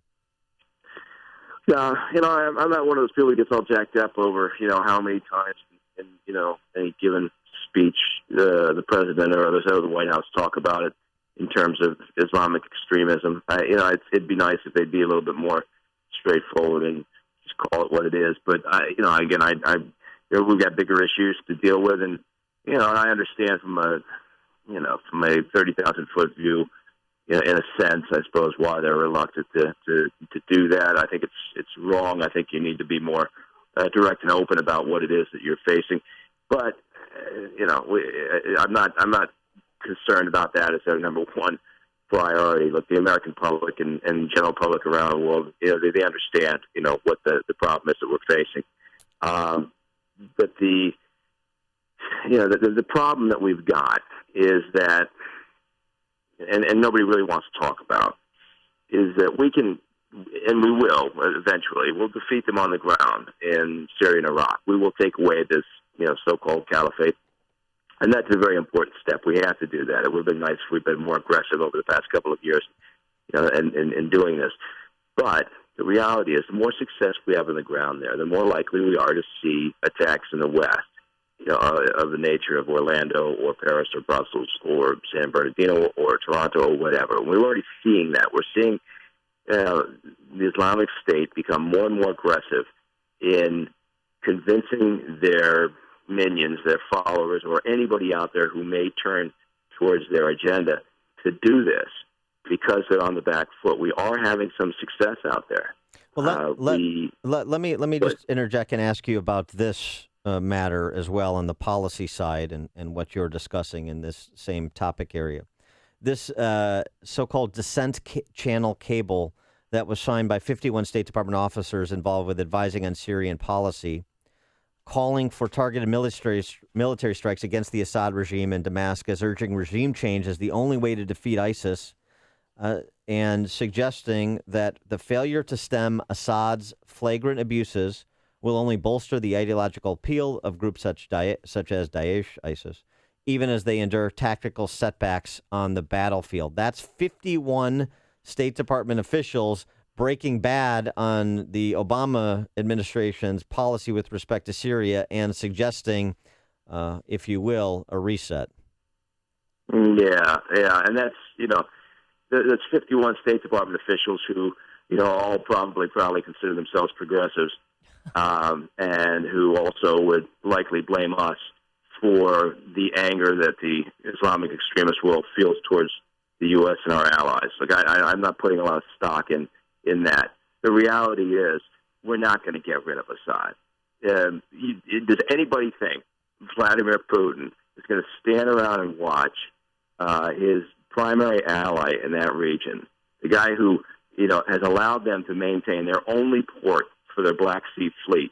Do we think that's going to happen? No, it's not. So we need to be more realistic about this. Again, okay, is Assad a bad guy? Is he a butcher, blood on his hands? Of course he is. But is it in our national security interests? No. What's in our national security interests? Protecting the homeland, protecting the United States and our allies. Yeah. So, well, but on the one hand, more grown up about it. Well, on the one hand, then you have dissension in the progressive ranks, kind of more muddle to the Obama foreign policy, and you're suggesting essentially both sides are wrong in what they're suggesting, and we should be. You talked about the ground and winning this on the ground. Be more specific in what you think is required to deal ISIS a death blow. Well, if we're conducting an air campaign that the White House talks about, that's great. But the air campaign can only be more effective if it's more efficient. And so just looking at the air campaign, what do we need? Well, we need more capability to make that as efficient as possible. That means more, and this is going to be very frustrating to people here, but we need more ground personnel. So if we're going to, I'm just talking. I'm not saying that we should do this. I'm just saying what you would need to do to win this. All right, because I understand we're all fed up about this. We're all fatigued from this. But if you're going to win this war, the reality is we're going to have to be at the pointy edge of the spear. This happy day dream that we've got about eventually getting our allies out there to pick up the ball and run with it in a meaningful way. We're going to be talking about that 10 years from now, if that's the way we want to do this. Well, what about these homegrown terrorists? I mean, Omar Mateen, do you think he had a direct link to the Islamic State, or was he a terrorist wannabe who was trying to prove something to Daddy, possibly? Yeah, I think that essentially what we had was what we had in San Bernardino. We had a guy that for a variety of reasons, was willing to become self-radicalized. I don't think there was any direct tasking from the Islamic State. I don't think there was any support cell that provided him with resources and training. They don't care. The Islamic State, and just like with Al-Qaeda, they don't care who falls under their spell, whether it's a psychotic nut job or whether it's somebody who's a devout religious individual who firmly believes what they're doing. As long as they carry out an attack against the infidels, that's a win from the extremist point of view. Right. But I think that Mateen was one of those individuals that, sure, of course, was he unstable? Yeah, absolutely. But, he knew what he was doing. He approached this in a fairly methodical manner. And, from his surveillance and casing and target selection to gathering up the logistics needed to do this, to, identifying why he was doing it. So the idea that it can be diminished to simply a hate crime by an unstable individual confused over his sexuality is completely missing the point and completely denying the overall problem that we're dealing with at 30,000 feet. That's why we like Mike Baker, because he gives it to you straight. Mike Baker, a former CIA covert field operations officer specializing in counterterrorism, counter-narcotics, counterinsurgency, now the president and founder of Diligence LLC. Mike, thanks as always for joining us. Appreciate it. Thank you very much. I appreciate it as well. Take care. And he joined us on our turnkey.pro answer line.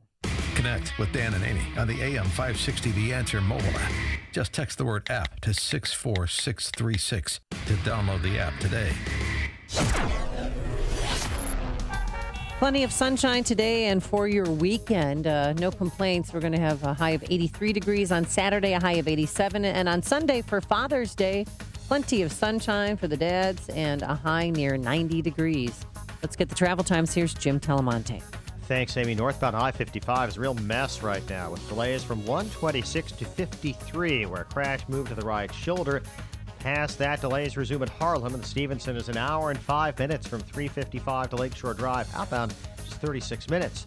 Eden's 21 minutes. Lake Hook to Montrose, outbound 25. The Kennedy, 40 minutes. O'Hare to downtown, 25 from Montrose, 18 in the Express. Outbound 35 to the airport. The Eisenhower, an hour and 10 minutes. Thorndale to downtown, 55 minutes from Mannheim. Outbound 40 to Thorndale. Ryan, 35 minutes, 95th to downtown. Some earlier issues have cleared out of the express. Northbound Tri-State, stop and go 111th to 31st, and from the Reagan Tollway to North Avenue. Northbound Veterans Memorial, heavy Maple to the Reagan Tollway, and from the Army Trail Toll to 290. I'm Jim Talamonte in the Guardian Security Services Traffic Center. Everyone is making predictions about who Donald Trump will pick as his vice presidential running mate. And here at AM 560, we're raising the stakes a little bit. So check this out. If you correctly guess Donald Trump's running mate, you could win $560. That's right. Enter our $560 Veeps Stakes contest between now and June 24th. And if your prediction is correct, you could win $560 plus a $50 gift card from the Trump Winery. 2 easy ways to enter. You can fire up that AM 560 mobile app on your smartphone and enter the contest that way, or go to 560theanswer.com/Trump to enter online. It's that easy. Complete rules are online at 560theanswer.com/Trump.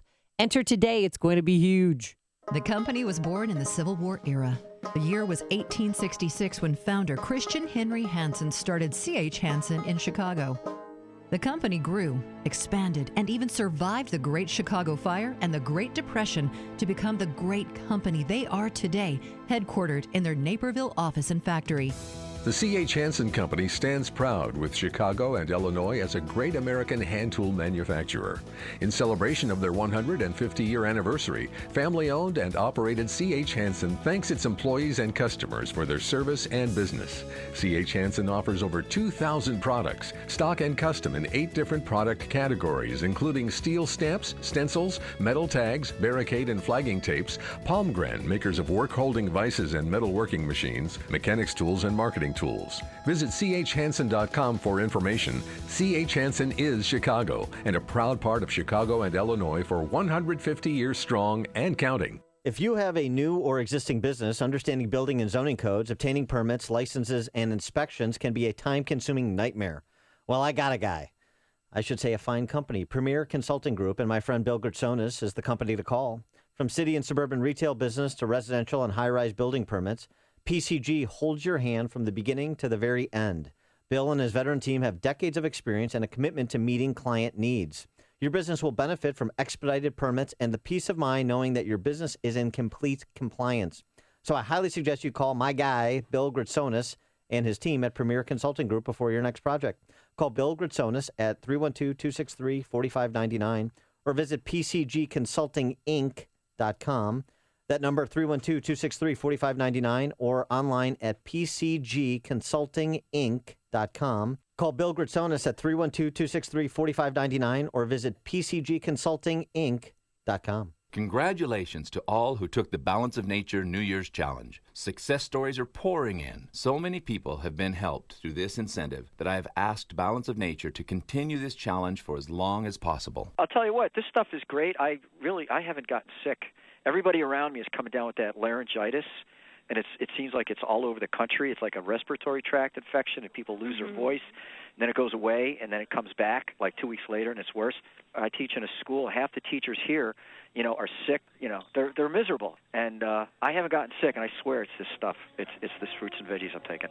Good health is just a phone call away. What are you waiting for? Call now and take the health challenge to get a free month's supply of Balance of Nature. Call 1-800-2468-751. That's 1-800-2468-751. Or go online to balanceofnature.com. Use promo code CHICAGO.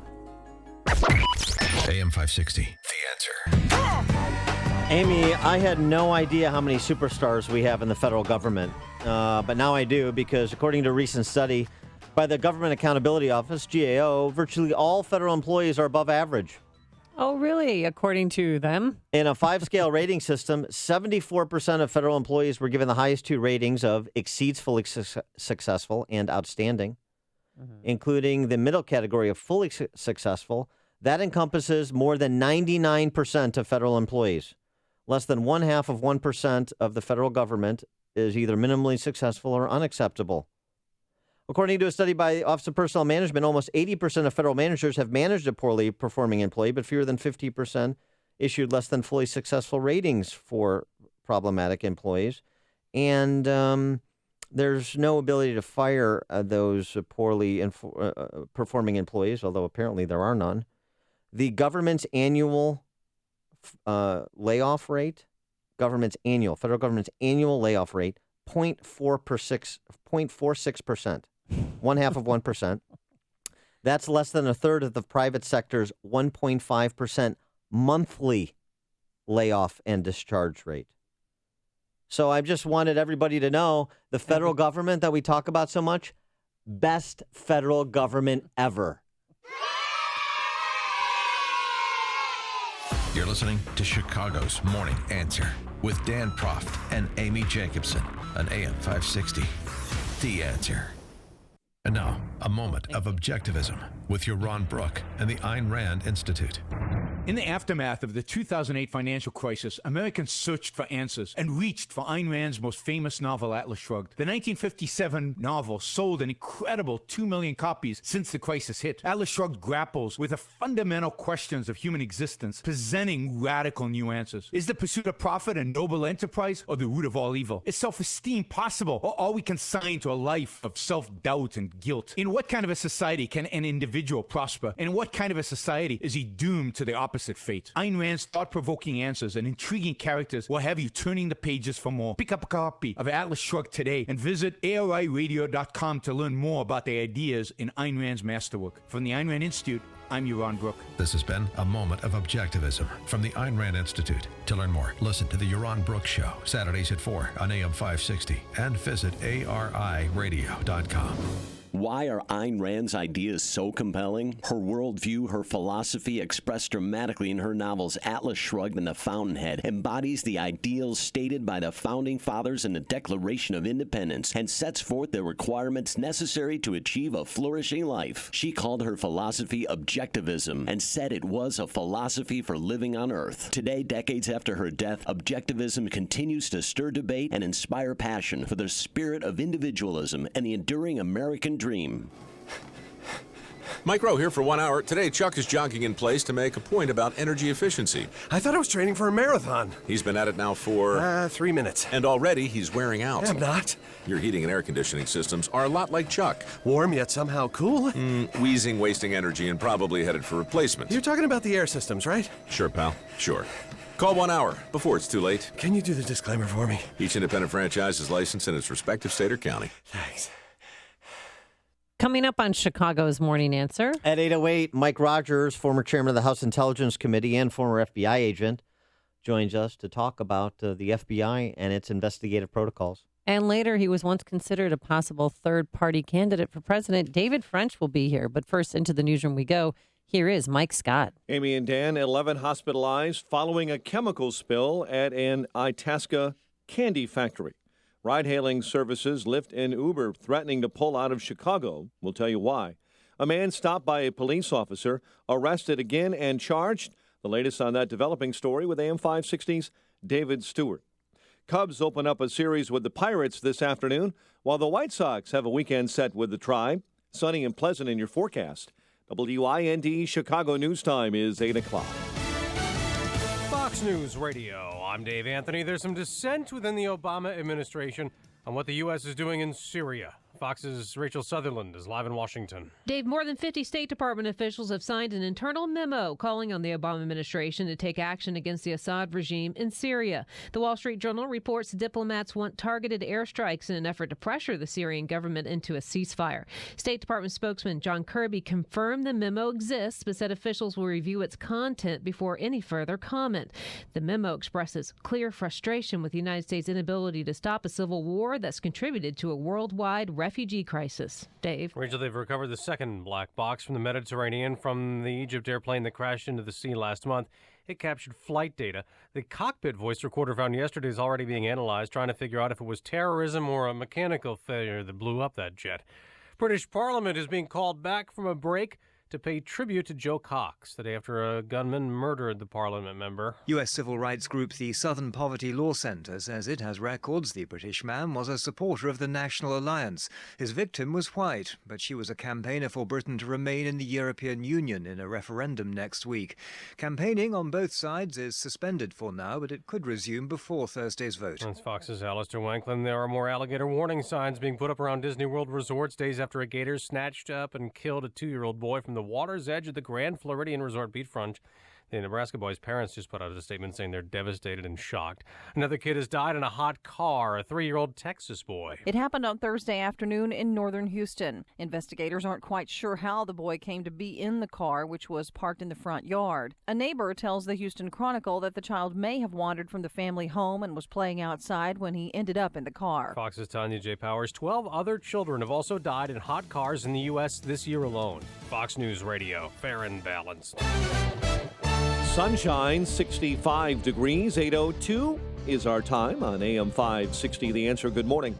I'm Mike Scott. 11 hospitalized following a chemical spill at an Itasca candy factory. It happened early this morning at the Willy Wonka candy factory. The building evacuated after a lithium chloride spill.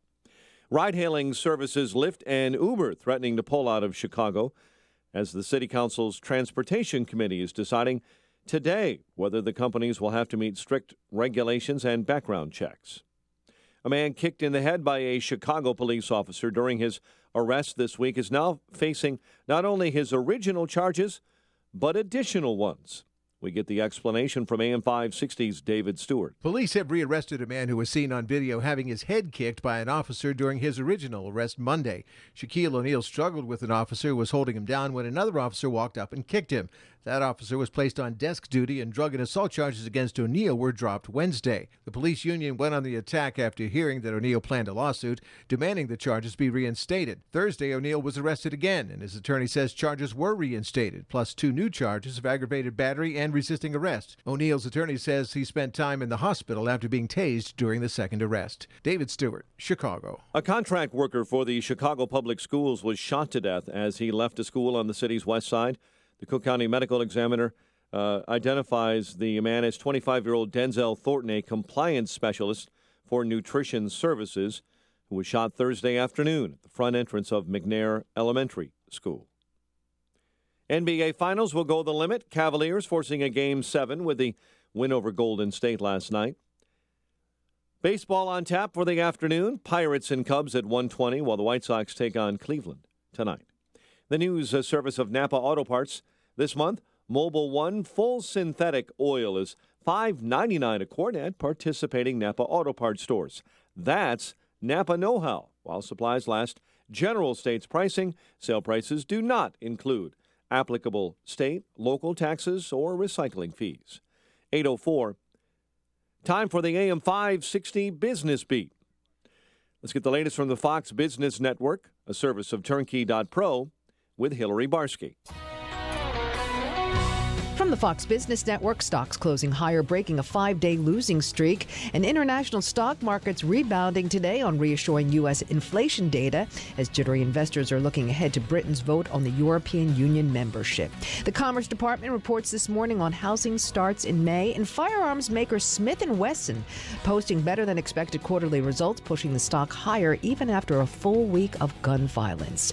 A growing number of prominent U.S. corporations are opting to drop or scale back their sponsorship of the Republican National Convention next month in Cleveland. This as the nomination of Donald Trump looks like it will create a certain level of controversy. Among the companies are Wells Fargo, United Parcel Service, Motorola Solutions, JP Morgan Chase, Ford Motor, and Walgreens Boots Alliance. All of those companies sponsored the previous Republican convention in Tampa back in 2012. With the Fox Business Report, I'm Hillary Barsky. 8:05 in Chicago. A check of traffic and weather on the way next on AM 560. Personal finance is 80% behavior, 20% head knowledge. Dave Ramsey. The reason you're in debt is behavior, not math. The way you get out of debt is behavior, change, not math. You can't borrow your way out of debt. How many times have you heard someone say, I had a whole bunch of credit card debt and I paid it off by getting a second mortgage? You didn't pay it off. You moved it. The Dave Ramsey Show, weeknights starting at 7, right before Michael Medved at 10. Presented by Wintrust Community Bank on AM 560. The Answer. When I hear realtors boast about servicing a 3-county area or selling a home every 15 minutes, I think, what level of service could their clients possibly be getting? This is Chris Jacobs with Century 21 affiliated in Inverness, and my message is a little bit different. If being a realtor for more than 20 years has taught me one thing, it's that all real estate is local. While I can't say I'm the #1 realtor in the country, I can tell you that over the past 10 years, I've sold more homes in Inverness than anyone else. My team specializes in Inverness, Palatine, and Arlington Heights. We pride ourselves on providing our clients exceptional customer service and local market knowledge. So if you're selling your home or looking to purchase a property in our area, then call me, Chris Jacobs, at 847-401-4859. That's 847-401-4859. Or visit us at chrisjacobshomes.com. Each office independently owned and operated. An equal housing opportunity.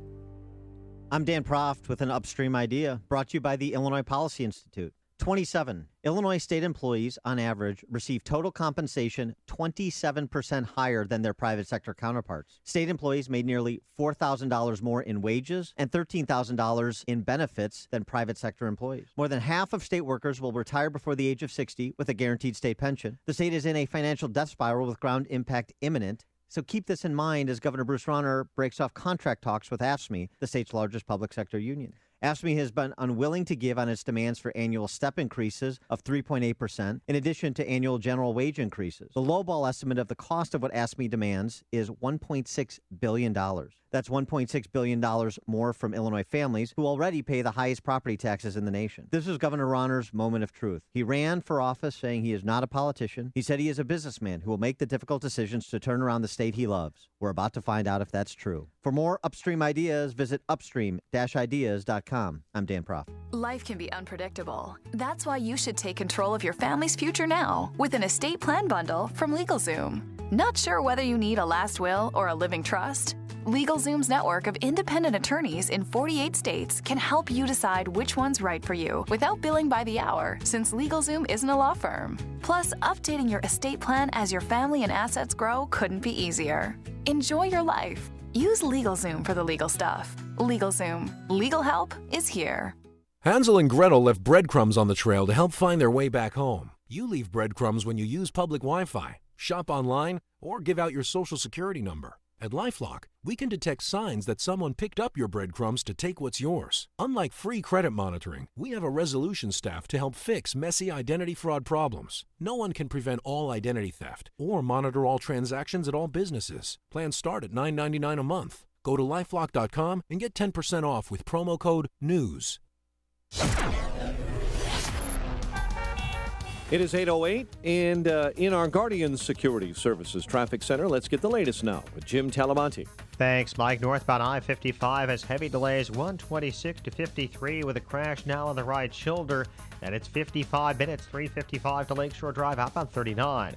Eden's 21 minutes, Lake Cook to the junction, outbound 25. Kennedy, 40 minutes, O'Hare to downtown, 30 from Montrose, same in the Express. Outbound 40 minutes downtown to the airport. The Eisenhower's an hour and 10 minutes, Thorndale to downtown, 55 minutes from Manheim. Outbound 43 to Thorndale. Ryan, 35 minutes, 95th to downtown. Lakeshore Drive, southbound slow Irving Park to North Avenue, northbound from the Stevenson to Jackson. Northbound Tri-State stop and go from 111th to the Hinsdale Oasis. The Reagan Tollway to the Grand Avenue curve. Adams Tollway still Barrington to 53. Westbound 53 to Roselle with work in the right lane. Traffic answers when you need them most. I'm Jim Talamonte on AM 560, The Answer. Chicago's Morning Answer continues next. Your official Chicagoland weather forecast from the aircomfort.com Weather Center. Here's our meteorologist, Holly Holdren. Mostly sunny skies today, pleasant and warmer with a high of 83. Clear moonlit sky tonight, low 60. Sunny much of the time tomorrow with a high of 87. Warm with sunshine Sunday, high 89. I'm Holly Holdren on AM 560, The Answer. Chicago's Morning Answer continues next. Your next news update is at 8:30. And Chicago's Morning Answer with Dan and Amy is next here on AM 560, The Answer. This hourly segment is brought to you by Power Trading Radio. Heard Sundays at 2 p.m. Brought to you each week by Online Trading Academy. Good morning. Welcome to your Friday morning briefing. Here's what you need to know to start your day. We had no link, no contact. We didn't know who he was, but we did contact authorities and let them know we just had a suspicious person that was in here. He said he hoped that law enforcement would raid his apartment and assault his wife and child so that he could martyr himself. The notion that the answer to this tragedy would be to make sure that more people in a nightclub are similarly armed to the killer defies common sense. The problem we have, and really the firewall that we have right now, is due process. Yeah. It's all due process. And I'm going to save your Second Amendment, folks. I'm going to save your Second Amendment. This is Chicago's Morning Answer with Dan Proft and Amy Jacobson on AM 560. The Answer.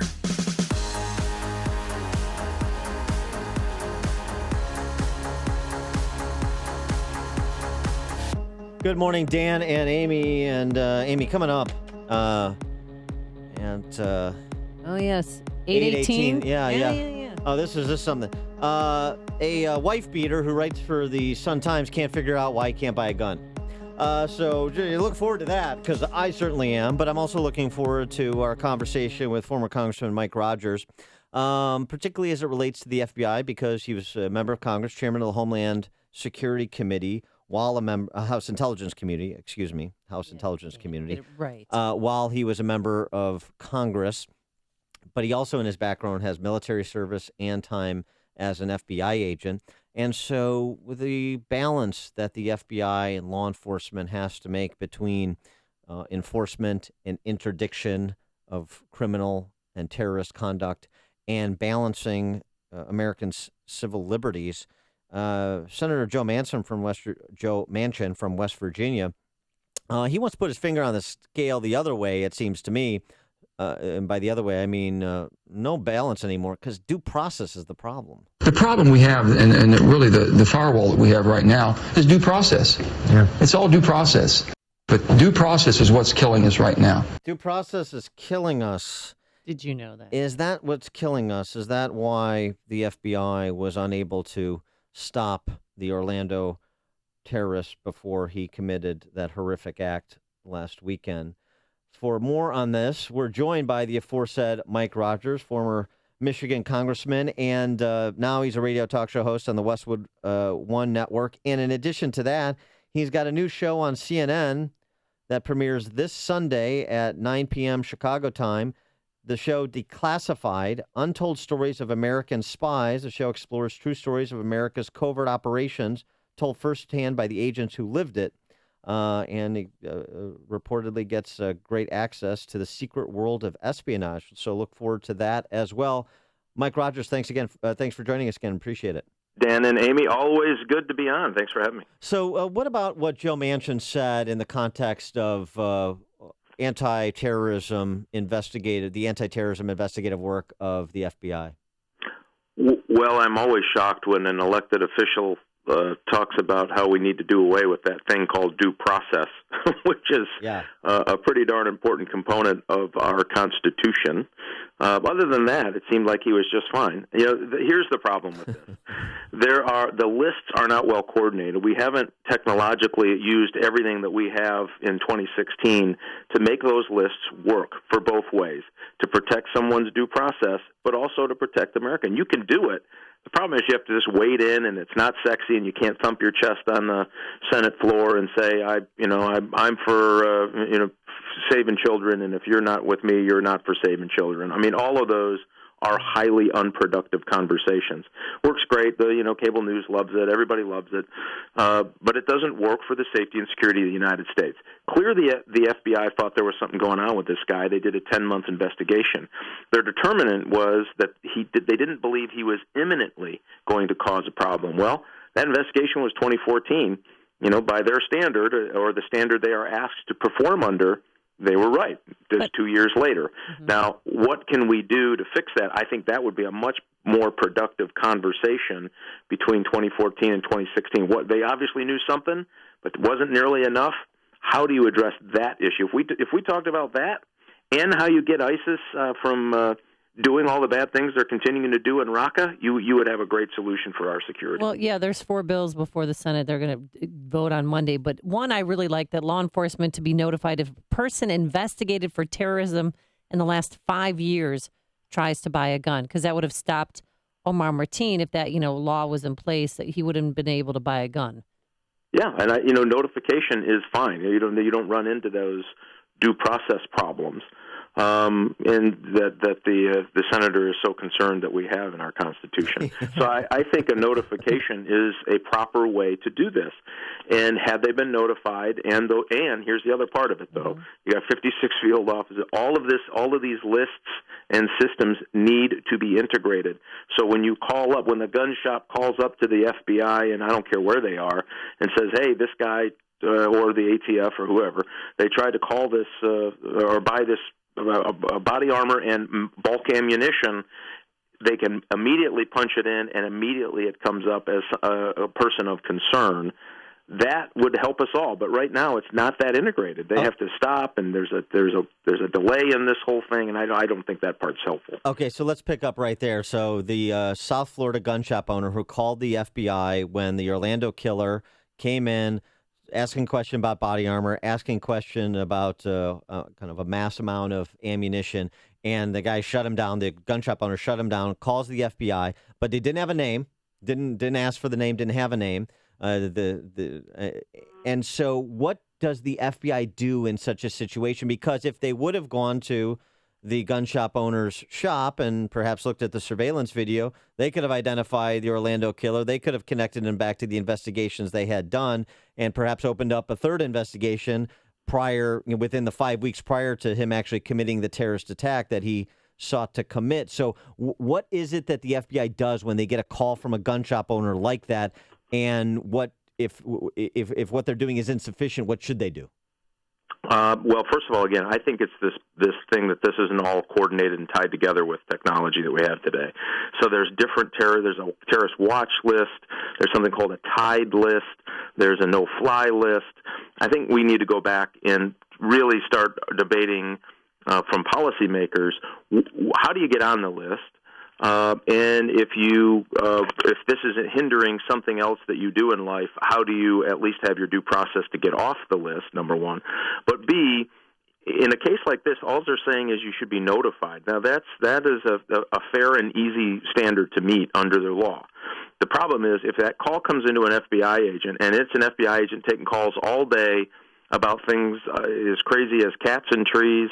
Believe me, I've been an FBI agent in Chicago and have gotten those calls as that agent of the day. Yeah, Amy. Yeah, exactly. And Amy, I didn't want to say anything, but I have your file here in front of me, and we need to talk about that. So when you get that call, you have to make a pretty quick assessment. Back when I was in, the FBI was very anti-technology, and that was 1994 in Chicago. Wow. And so it's really not that well integrated now. So that agent needs to make a decision about how you track it. If they have access to a system during that day, all those systems are integrated, you can come to a much better decision. I will guarantee you that is not the way it is today, and it needs to be. That's how you if the gun shop owner, there's some dispute if he actually called or not, but you would know. And then once that happened, you would know what process that agent needed to go through in order to make sure that lead was followed up immediately. Right now, I just don't think we have that. It's more of a loosey-goosey system. They just need to tighten that thing up, I think, for safety's sake. All right. He is former Congressman Mike Rogers. He chaired the House Intelligence Committee when he was a member of Congress. He's now a radio talk show host on Westwood One Network, and I can't wait for this. The host of a new show that premieres this Sunday, 9 p.m. Chicago time on CNN, Declassified: Untold Stories of American Spies. Mike, thanks so much for joining us again. Appreciate it. Hey, thanks, and tune in 9 o'clock. If you love Spy versus Spy, you're going to love it. I do. It's like John le Carré come to life. CNN is promoting the heck out of it right now. So. Good. Good luck with the show. Watch. Even if you're not home, just leave your TV on. It's okay. Bad for the environment, good for the show. We'll get through it. Thanks so much. Take care. Thanks, guys. And he joined us on our Turnkey.pro answer line. This is the morning show more Chicago radio listeners are choosing. This is Chicago's Morning Answer on AM 560. The Answer. Coming up, the article you've been waiting for, the comment, the hard-hitting journalism of Neil Steinberg. Trying to buy a gun. But first, here's your forecast. A string of gorgeous days, plenty of sunshine Friday, Saturday, and Sunday. Today, a high of 83. A little bit warmer on Saturday, a high of 87. And for you dads there on Father's Day, it's going to be hot, little humidity, and a high of 90 degrees. Let's get your travel times. Here's Jim Telemonte. Thanks, Amy. Eden's inbound 21 minutes, Lake Cook to Montrose, but it's slow on the eastbound spur as well, just past Waukegan Road to the Edens. Outbound 25 minutes, Montrose to Lake Cook. Kennedy delays start at Montrose. 40 minutes O'Hare to downtown. The express saved nothing. And outbound delays, Montrose to Cumberland. It's only 10 minutes to get to Montrose, but 40 to the airport. The Eisenhower's an hour and 10 minutes. Thorndale to downtown. Outbound 43 minutes. Stevenson 55 minutes. 355 to Lakeshore Drive. Outbound 39.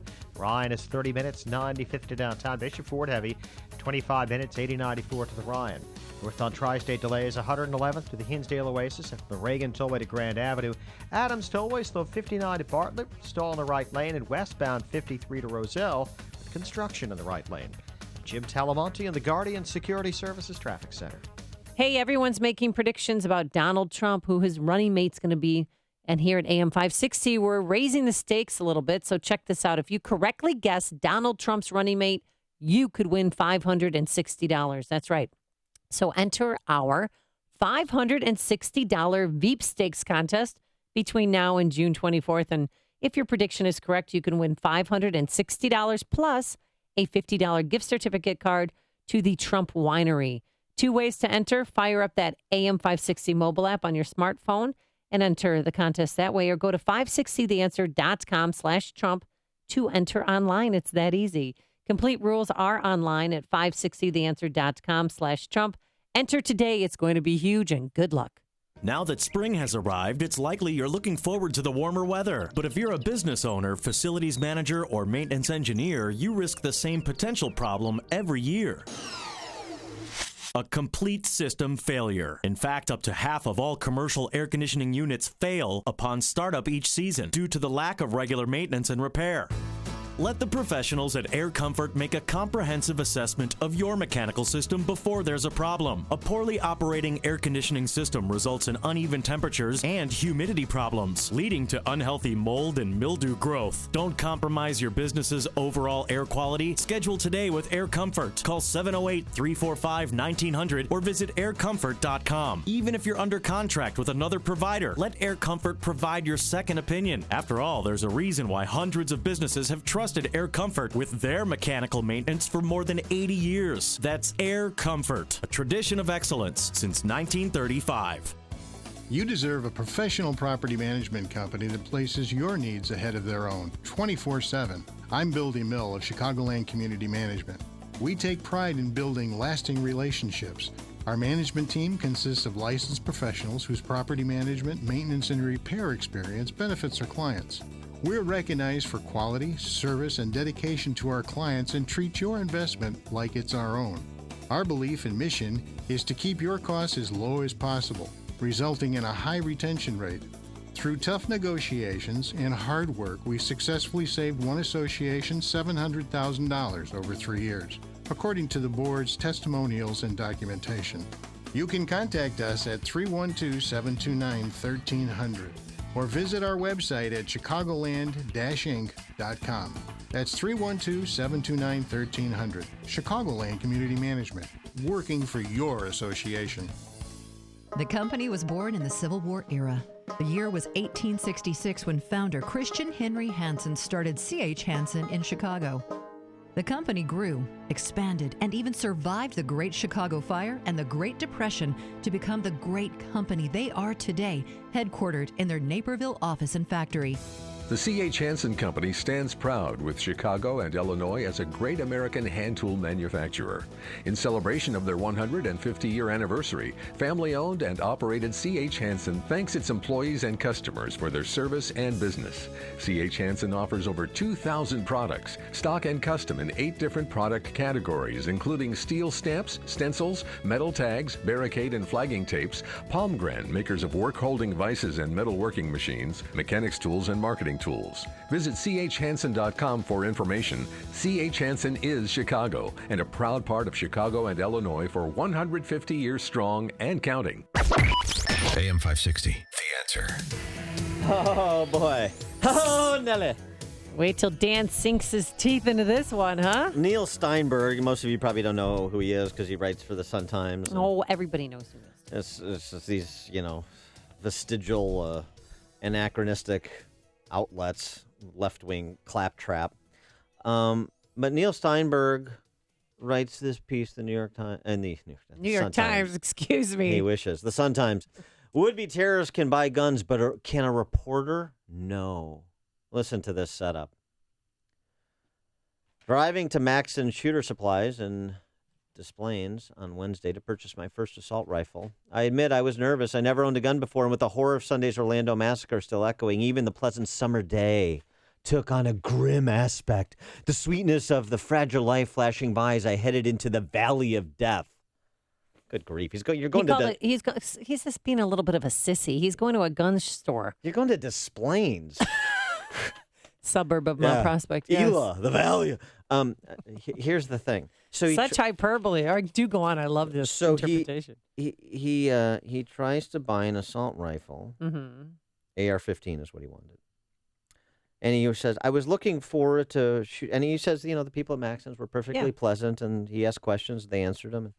I was looking forward to shooting my new rifle the next day. I've shot guns. It's fun. I was worried, though, about having fun with guns in the current environment of outrage and horror. Had I been co-opted by the purchase process by the friendly staff at Maxson's? And then he got the call from Maxson's. Ring, ring.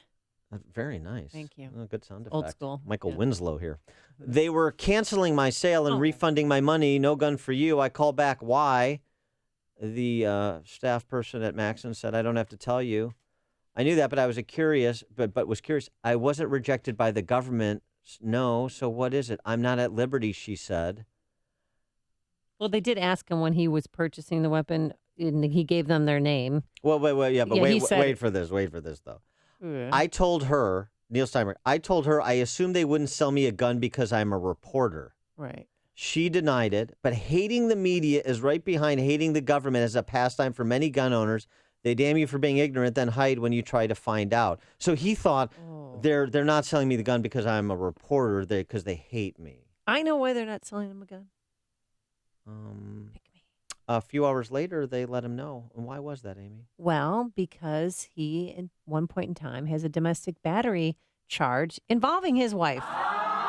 Remember a few years ago when he was an alcoholic? Oh, I remember. And he beat up his wife or smacked her around, or however he defines it. But that's a problem. And if you have that on your background check, you can't purchase a gun. Well, I'll tell you what, that came as a shock to Neil Steinberg, who writes, didn't see that coming.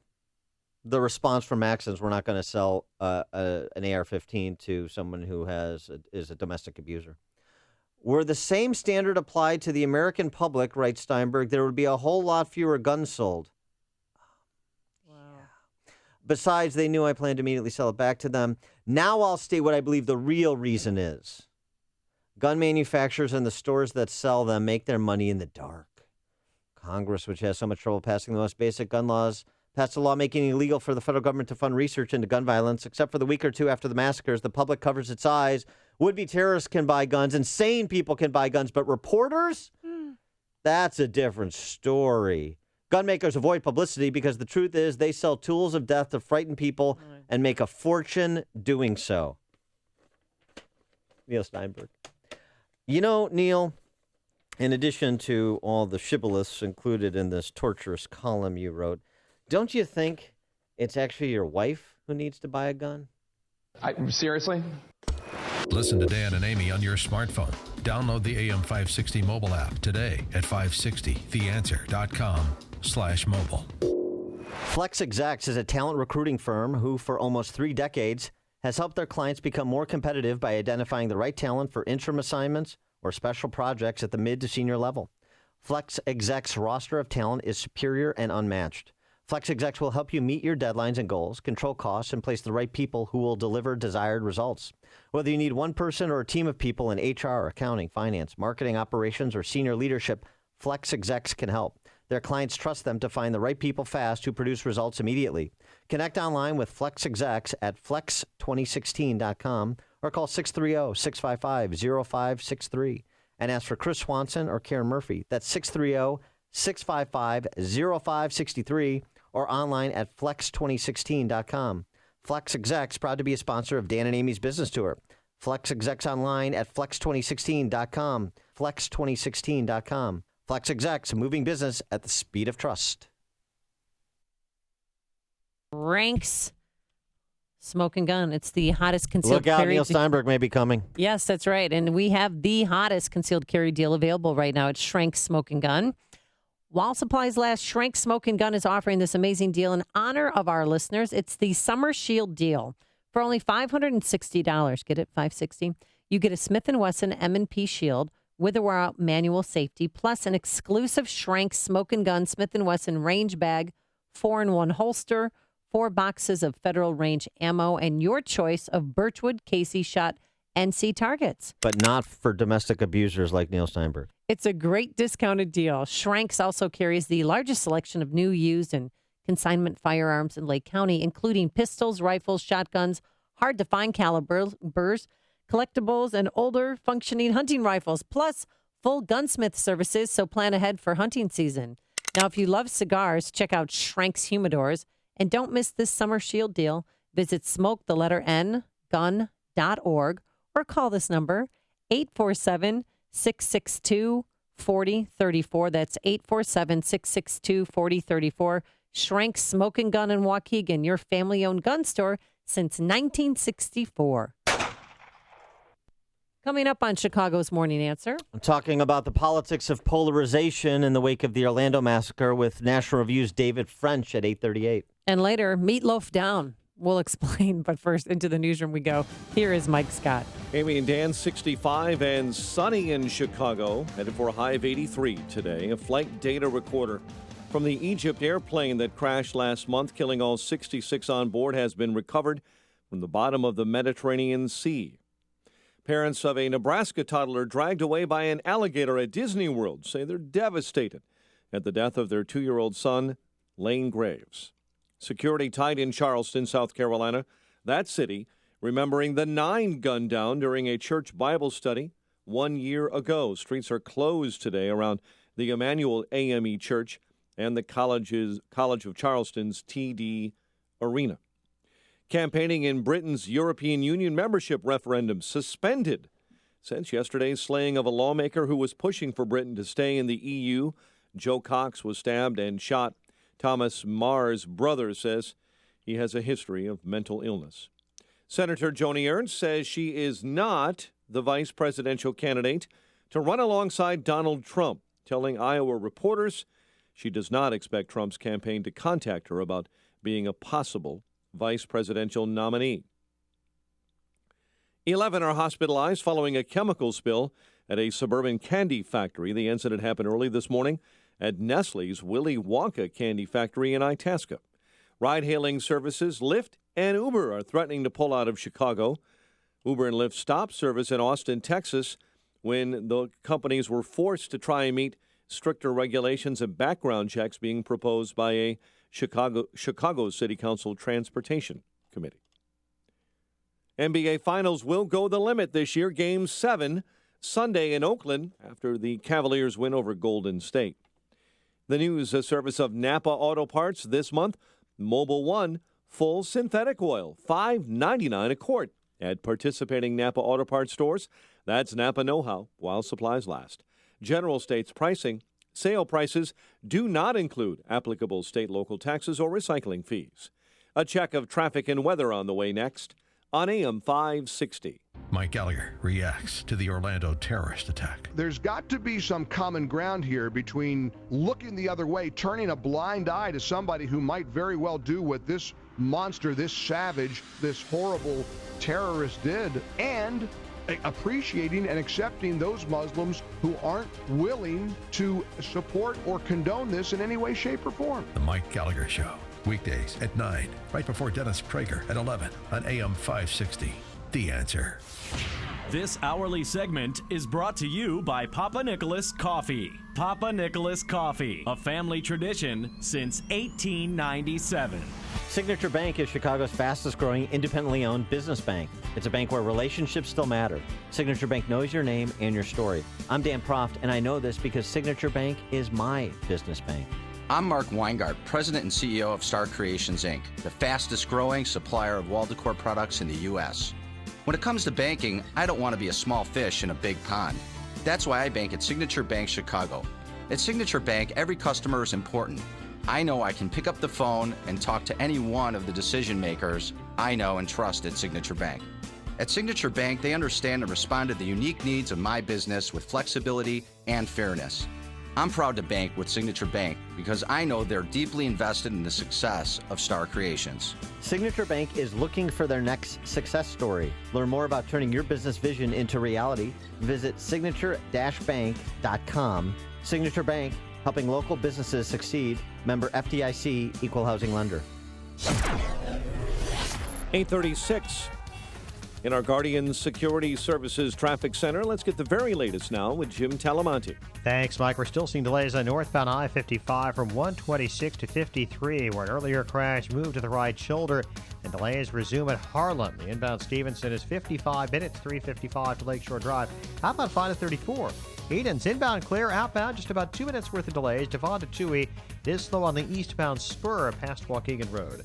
Inbound Kennedy, delays start at Keeler, 40 minutes, O'Hare to downtown. Outbound 40 as well, the delays are from Montrose to Cumberland. Inbound Eisenhower, an hour and 5 minutes. Thorndale to the post office. Outbound 45 minutes. The Rhine is 30 minutes, 95th to downtown. Lakeshore Drive. Southbound slow Belmont to Fullerton. Northbound from the Stevenson to Jackson. Northbound Tri-State slow 95th to 47th. And from the Reagan Tollway to North Avenue. Eastbound Adams Tollway slow 59 to Bartlett. Stall the right lane. Westbound Beecham to Roselle with work in the right lane. The other tollways are great. Traffic answers when you need them most. Jim Talamonte on AM 560, The Answer. Chicago's Morning Answer continues next. Your official Chicagoland weather forecast from the aircomfort.com Weather Center. Sunny and pleasant today, warmer, high 83. A moonlit sky overnight, low of 60. 69 at O'Hare. Next news at 9. Chicago's Morning Answer with Dan and Amy continues next on AM 560, The Answer. This hourly segment is brought to you by The Steve Beeman Show with co-host Carol Parisi, empowering you Sunday evenings at 8, right here on AM 560. When you've got questions, he always has an answer. It's Sean Hannity this afternoon at 2, right before Joe Walsh at 5 on AM 560, The Answer. Dan and Amy, well, Amy, I'm glad our next guest did not run for president, because then he thought about it. He would have been too big for us, and we'd never get to talk to him again. And he's one of my favorite writers on politics and culture working today. He is David French, and he poses an interesting thought experiment in a recent piece in National Review Online. The thought experiment is this: imagine something approaching a 9/11 level terror attack happened again in this country. Would America rally together now, in today's environment, the way that it did after 9/11? Interesting question. And David French from National Review Online joins us now with his interesting answer. David French, thanks for joining us. Appreciate it. Thanks so much for having me. So what's your answer to the thought experiment you posed? Well, I think the lesson of the Orlando shooting is that we would not, that time has come and gone. We're so polarized now. The gap between the time where people express shock and sadness and then they immediately start to turn on their political opponents is narrowing to the vanishing point. I mean, anyone who followed what happened on Twitter during the day on Sunday, it was pretty plain that an awful lot of people, and I'm not just talking like your random Twitter trolls, but, pundits, politicians, celebrities were far more venomous towards their political opposition than they were towards the actual shooter or the terrorist organization that inspired him. But do you think where did the problem lie? Was it with the FBI's fault? Was it with the loads, the laundry list of people who never came forward to discuss his bad behavior? His first wife, who beat her, she never filed a police report. I mean, even if that police report had been filed, he wouldn't have been able to purchase a weapon or even work at a security firm, which was at a government subcontractor. Well, I mean, look, as is the case frequently, almost always, when you have somebody like this, when you start to peel back the onion of their lives, there are red flags and red flags after red flags. I mean, that was the case with the Adel Hassan, the shooter in the Fort Hood attack. Let's just put it this way: there were a lot of red flags in that man's life. However, the fault is still primarily with him, and it's entirely legitimate to then go back and say, okay, is there something we can do differently and better to defend ourselves? But the polarization I'm talking about was along the lines of suddenly people are actually blaming, believe it or not, Christians for this attack, like the New York Times did. Anderson Cooper grilling the Florida Attorney General because she didn't support same-sex marriage, which is just bizarre. And then, you had Donald Trump, of course, just when conservatives are wanting to want to be the adult in the room, the presumptive GOP nominee for president, goes and basically says, I don't know, Obama might have, there might be something else going on with Obama. They pretty clearly implying some level of treason or complicity in the attacks. Well, going back to you had turned one of the best phrases of the week, I thought, when you talked about the left's bigotry that runs in two ways. One, blaming Christians, holding them responsible for things they don't believe, and two, taking Sharia observant Muslims and not holding them responsible for the things they do believe. Right. I mean, explain that a little bit. Yeah, so, one of the interesting things and really pathetic reactions is the New York Times wrote an entire editorial after a Muslim who pledged allegiance to ISIS killed LGBT people in Florida, and in the entire op-ed, or in the entire editorial, it doesn't mention Islam, it doesn't mention ISIS, it doesn't mention jihad. Instead, it mentions the governors of Texas and North Carolina and the battle over, say, transgender access to bathrooms, and talks about that as a climate of hate. And so essentially what happened is, here you had Christian leaders who are not calling for anyone to be hurt or killed, but are instead engaged in a legitimate dispute over the scope and reach of federal government power. They're being held responsible for things they don't believe. They don't believe anyone should be hurt in these contexts. And then the Times completely skips over what these radical jihadists do actually believe. And we have to be clear here. What this shooter, in his hatred and his desire to kill gays and lesbians, he's not isolated by a long shot in the Muslim world. There are multiple Muslim countries who impose the death penalty for homosexual acts. ISIS tosses people from roofs if they are caught or found out to be homosexual. I mean, it is an unbelievably vicious and violent atmosphere out there. And the New York Times just doesn't even mention it. Instead, it's going to go back to transgender bathrooms. And they accuse religious conservatives of being obsessed with that issue. Good grief. Speaking of things that go unmentioned, a lot of time spent talking about who is and who is not saying the phrase radical Islamic terrorism. What about who is and who is not saying the phrase Christian genocide? I mean, 48 hours after Orlando, you had a story come over the transom about 19 Yazidi Christian women burned to death by ISIS for refusing sex with their captors. Yeah, I mean, the genocide that ISIS is inflicting on Christians, on Yazidis, on dissenting Muslims is horrifying. It's horrifying. And here's what's even more horrifying is that this genocide that they're inflicting is actually inspiring people to join ISIS. It's not repelling people. ISIS knows its marketing strategy, and it puts out these beheading videos and these burning videos and things like that. knowing it's going to actually attract radicalized young jihadists. And so, this is unbelievably vicious. And the New York Times goes back to, bathrooms. I mean, it really is, it's beyond belief. It's the kind of behavior that if you saw it, again, say on a Twitter troll, you would just say, well, you know what, who is that person? I'm going to ignore them. They're obviously not thinking rationally. But this is the editorial board of the New York Times. Well, I think that description still applies. I mean, these are people that have, frankly, been coddled by leftists from boarding school to president. So I suppose we shouldn't be surprised anymore from their Pavlovian response to these events. And it seems to me that underlying what you're describing is a simple belief that those people who disagree with me are not just wrong, they're evil. And so I don't have to address the substance of their arguments. I don't have to treat them with respect or dignity because they are evil and they're not worthy of those things.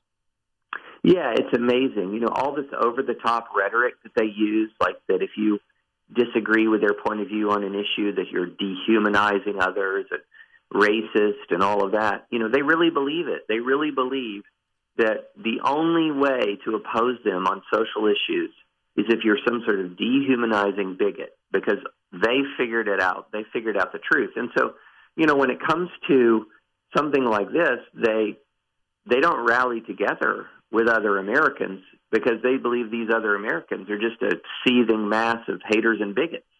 And haters, bigots, and losers, to use a Donald Trump phrase.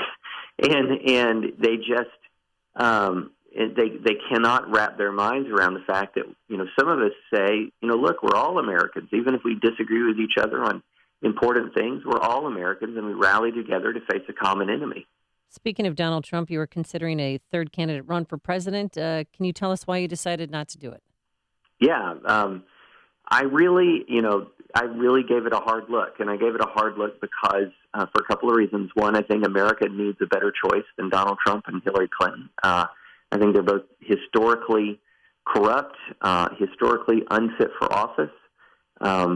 Hillary in many ways is a normal conventional Democrat, except in her corruption. I mean, she's an influence peddler, selling access and influence to the highest bidder who's going to give the most to the Clinton Foundation. She mishandles classified information. I mean, she's a walking scandal a minute. And Donald Trump is the most unpopular politician in the history of unfavorability ratings for a million good reasons. And so I feel like America needed a better choice. But then as I looked at it closer and closer, I realized that, I just didn't have the time and the constituency to put together a credible run in the amount of time that we had. I mean, unlike them who have 100% name recognition, I probably had 0.1% name recognition. And you can change that. That's something that can be changed, but it requires time and money. And those are two things in short supply at this point. So I didn't want to do more harm than good. And I think there's a path for an independent. It's somebody's got to have a pre-existing constituency who can hit the ground running. And also, look, I mean, Donald Trump isn't the nominee until the delegates select him, and they're free to select somebody else. All right, he's David French at National Review. Check out his work there. I suggest you do. David French, thanks again for joining us. Appreciate it. Thanks so much for having me. And he joined us on our turnkey.pro answer line. The stories you need to know to start your day. This is Chicago's Morning Answer on AM 560. The Answer. Plenty of sunshine for the next 3 days. It's just going to be an absolutely gorgeous weekend. Today, a high of 83 degrees, and tomorrow, a high of 87 degrees. And for you dads out there and grandpas out there on Father's Day, it's going to be gorgeous. A little bit warm, plenty of sunshine, a high of 90 degrees. Let's get those travel times. Here is the one and only, and a good early Happy Father's Day to Jim Telemonte. Thank you very much, Amy. Hope you have a great weekend. And on the inbound Canada, you'll be clear till you get to Keeler. And then it's stop and go from there to the Burns Circle. 40 minutes O'Hare to downtown. 30 from Montrose. No savings in the Express. Outbound 10 minutes to Montrose, but 40 to the airport. Delays Montrose to Cumberland. Eastbound Eden Spur heavy past Waukegan Road, but then the inbound Edens past that is clear. Outbound, there's a 2-minute delay, Devon to Toohey. Inbound Eisenhower, looking at an hour. Make that just 50 minutes now from Thorndale to downtown. 35 from Manheim. Outbound 45 to Thorndale. Stevenson, 55 minutes. 355 to Lakeshore Drive. Outbound 5 to 34. The Ryan is 30 minutes, 95th to downtown. Northbound Tri-State, stop and go from the Stevenson to 47th. And from the Reagan Tollway to North Avenue, Adams Tollway westbound, slow Meacham to Roselle with work on the right lane. The other tollways are all good. I'm Jim Talamonte in the Guardian Security Services Traffic Center. On AM 560 The Answer, we talk about the important issues that affect your world. Things like the economy, education, and foreign policy. There's always so much going on in the news that we don't always have the time to focus in and talk about the big ideas behind the important issues. Enter Upstream Ideas online at upstream-ideas.com. Upstream Ideas, in partnership with the Illinois Policy Institute, provides the kind of information that informs the policy discussions happening here on AM 560. At Upstream Ideas, you'll broaden the debate, move beyond partisan assumptions, and challenge accepted beliefs. Upstream Ideas goes against the current and thinks upstream. Go online now at upstream-ideas.com. That's upstream-ideas.com. You'll be armed with new information and fresh perspectives to help encourage you to make the state of Illinois and the United States of America a bit freer, a bit more just, and a bit more civilized. Upstream-ideas.com. Psoriasis and vitiligo are serious diseases. You've tried everything and have been disappointed. Now there's X-Track, a breakthrough treatment that provides long-lasting, safe relief. X-Track is FDA cleared for the treatment of psoriasis and vitiligo and is endorsed by thousands of dermatologists and hospitals because it works. Clinical studies show immediate results with up to 95% clearance. The in-office visits are fast, painless, with virtually no side effects. With thousands of providers treating patients all over the country, X-Track is covered by all major insurance companies and Medicare. We'll help you find a doctor close by, and there is no cost to you until you see results. Get your life back. Live free. Live X-Track clear. For your no-cost treatment, call now 800-972-3143. That's 800-972-3143. 800-972-3143 or visit xtracradio.com. Qualified patients, certain restrictions apply, results may vary. Cutting edge. That's a concept companies strive to achieve in the world of custom packaging, design, and vendor-managed inventory. Infinity Packaging is the cutting-edge leader. If your company is cutting edge, then Infinity Packaging is your best choice. From stock and custom corrugated boxes and mailers, to film, bags, tubes, labels, and specialized inserts, no packaging challenge is too cutting edge for Infinity. Plus, a high level of service and customer contact and multiple warehouse locations truly make Infinity Packaging a premier packaging and warehousing leader nationwide. You'll receive the benefits and savings of big company purchasing power with the advantages of a small company approach to service. To learn more or schedule your company's packaging analysis, call Infinity Packaging at 847-786-2002 or visit infinitypkg.com. That's 847-786-2002 or online at infinitypkg.com. Infinity Packaging, the cutting-edge leaders in custom packaging, design, and warehousing. Coming up next, it's me, Mike Gallagher, right after Chicago's Morning Answer with Dan and Amy on AM 560, The Answer. You know, we were talking to David French about kind of people living in their own universes, not talking to one another, the nation increasingly polarized, not willing to consider the other side's opinion. Maybe this is contributing to it as well. A study from Columbia University and the French National Institute. I hear they're very good. 59. Did you ever take French in junior high or high No, school? and apparently neither did you. Bon sensation. Oh. And I have no idea what that means. I just remember doing it, putting your finger on the top of your nose to make it vibrate. But do go on with your story. In my best, Barbara Flynn Curry. Ditto. 59% of the links shared on social media have never actually been clicked. Oh, really? In other words, most people are appearing to retweet or share on Facebook news without ever reading the actual news. Yeah, they just see the catchy headline and retweet it instead of reading the entire article. Assume what's in there, and it's interesting because part of this is based on trust, right? Like, if you share something from me, you know that it's been properly vetted and it's important. Of course. So you don't need to read it. You just know that this is something that everybody should consume, so they're on the same page. I drop whatever I'm doing when I see your tweets and just read the attachments. Well, you're a prime example of what people should do. Exactly. The study finds these sorts of blind peer-to-peer shares are really important in determining what news will get circulated and what fades from the public radar. I guess that's a version of what goes viral and what doesn't. So beware, your thoughtless retweets and those of your friends are actually shaping our shared political and cultural agendas. And, most of what your people have to say. Do you retweet a lot?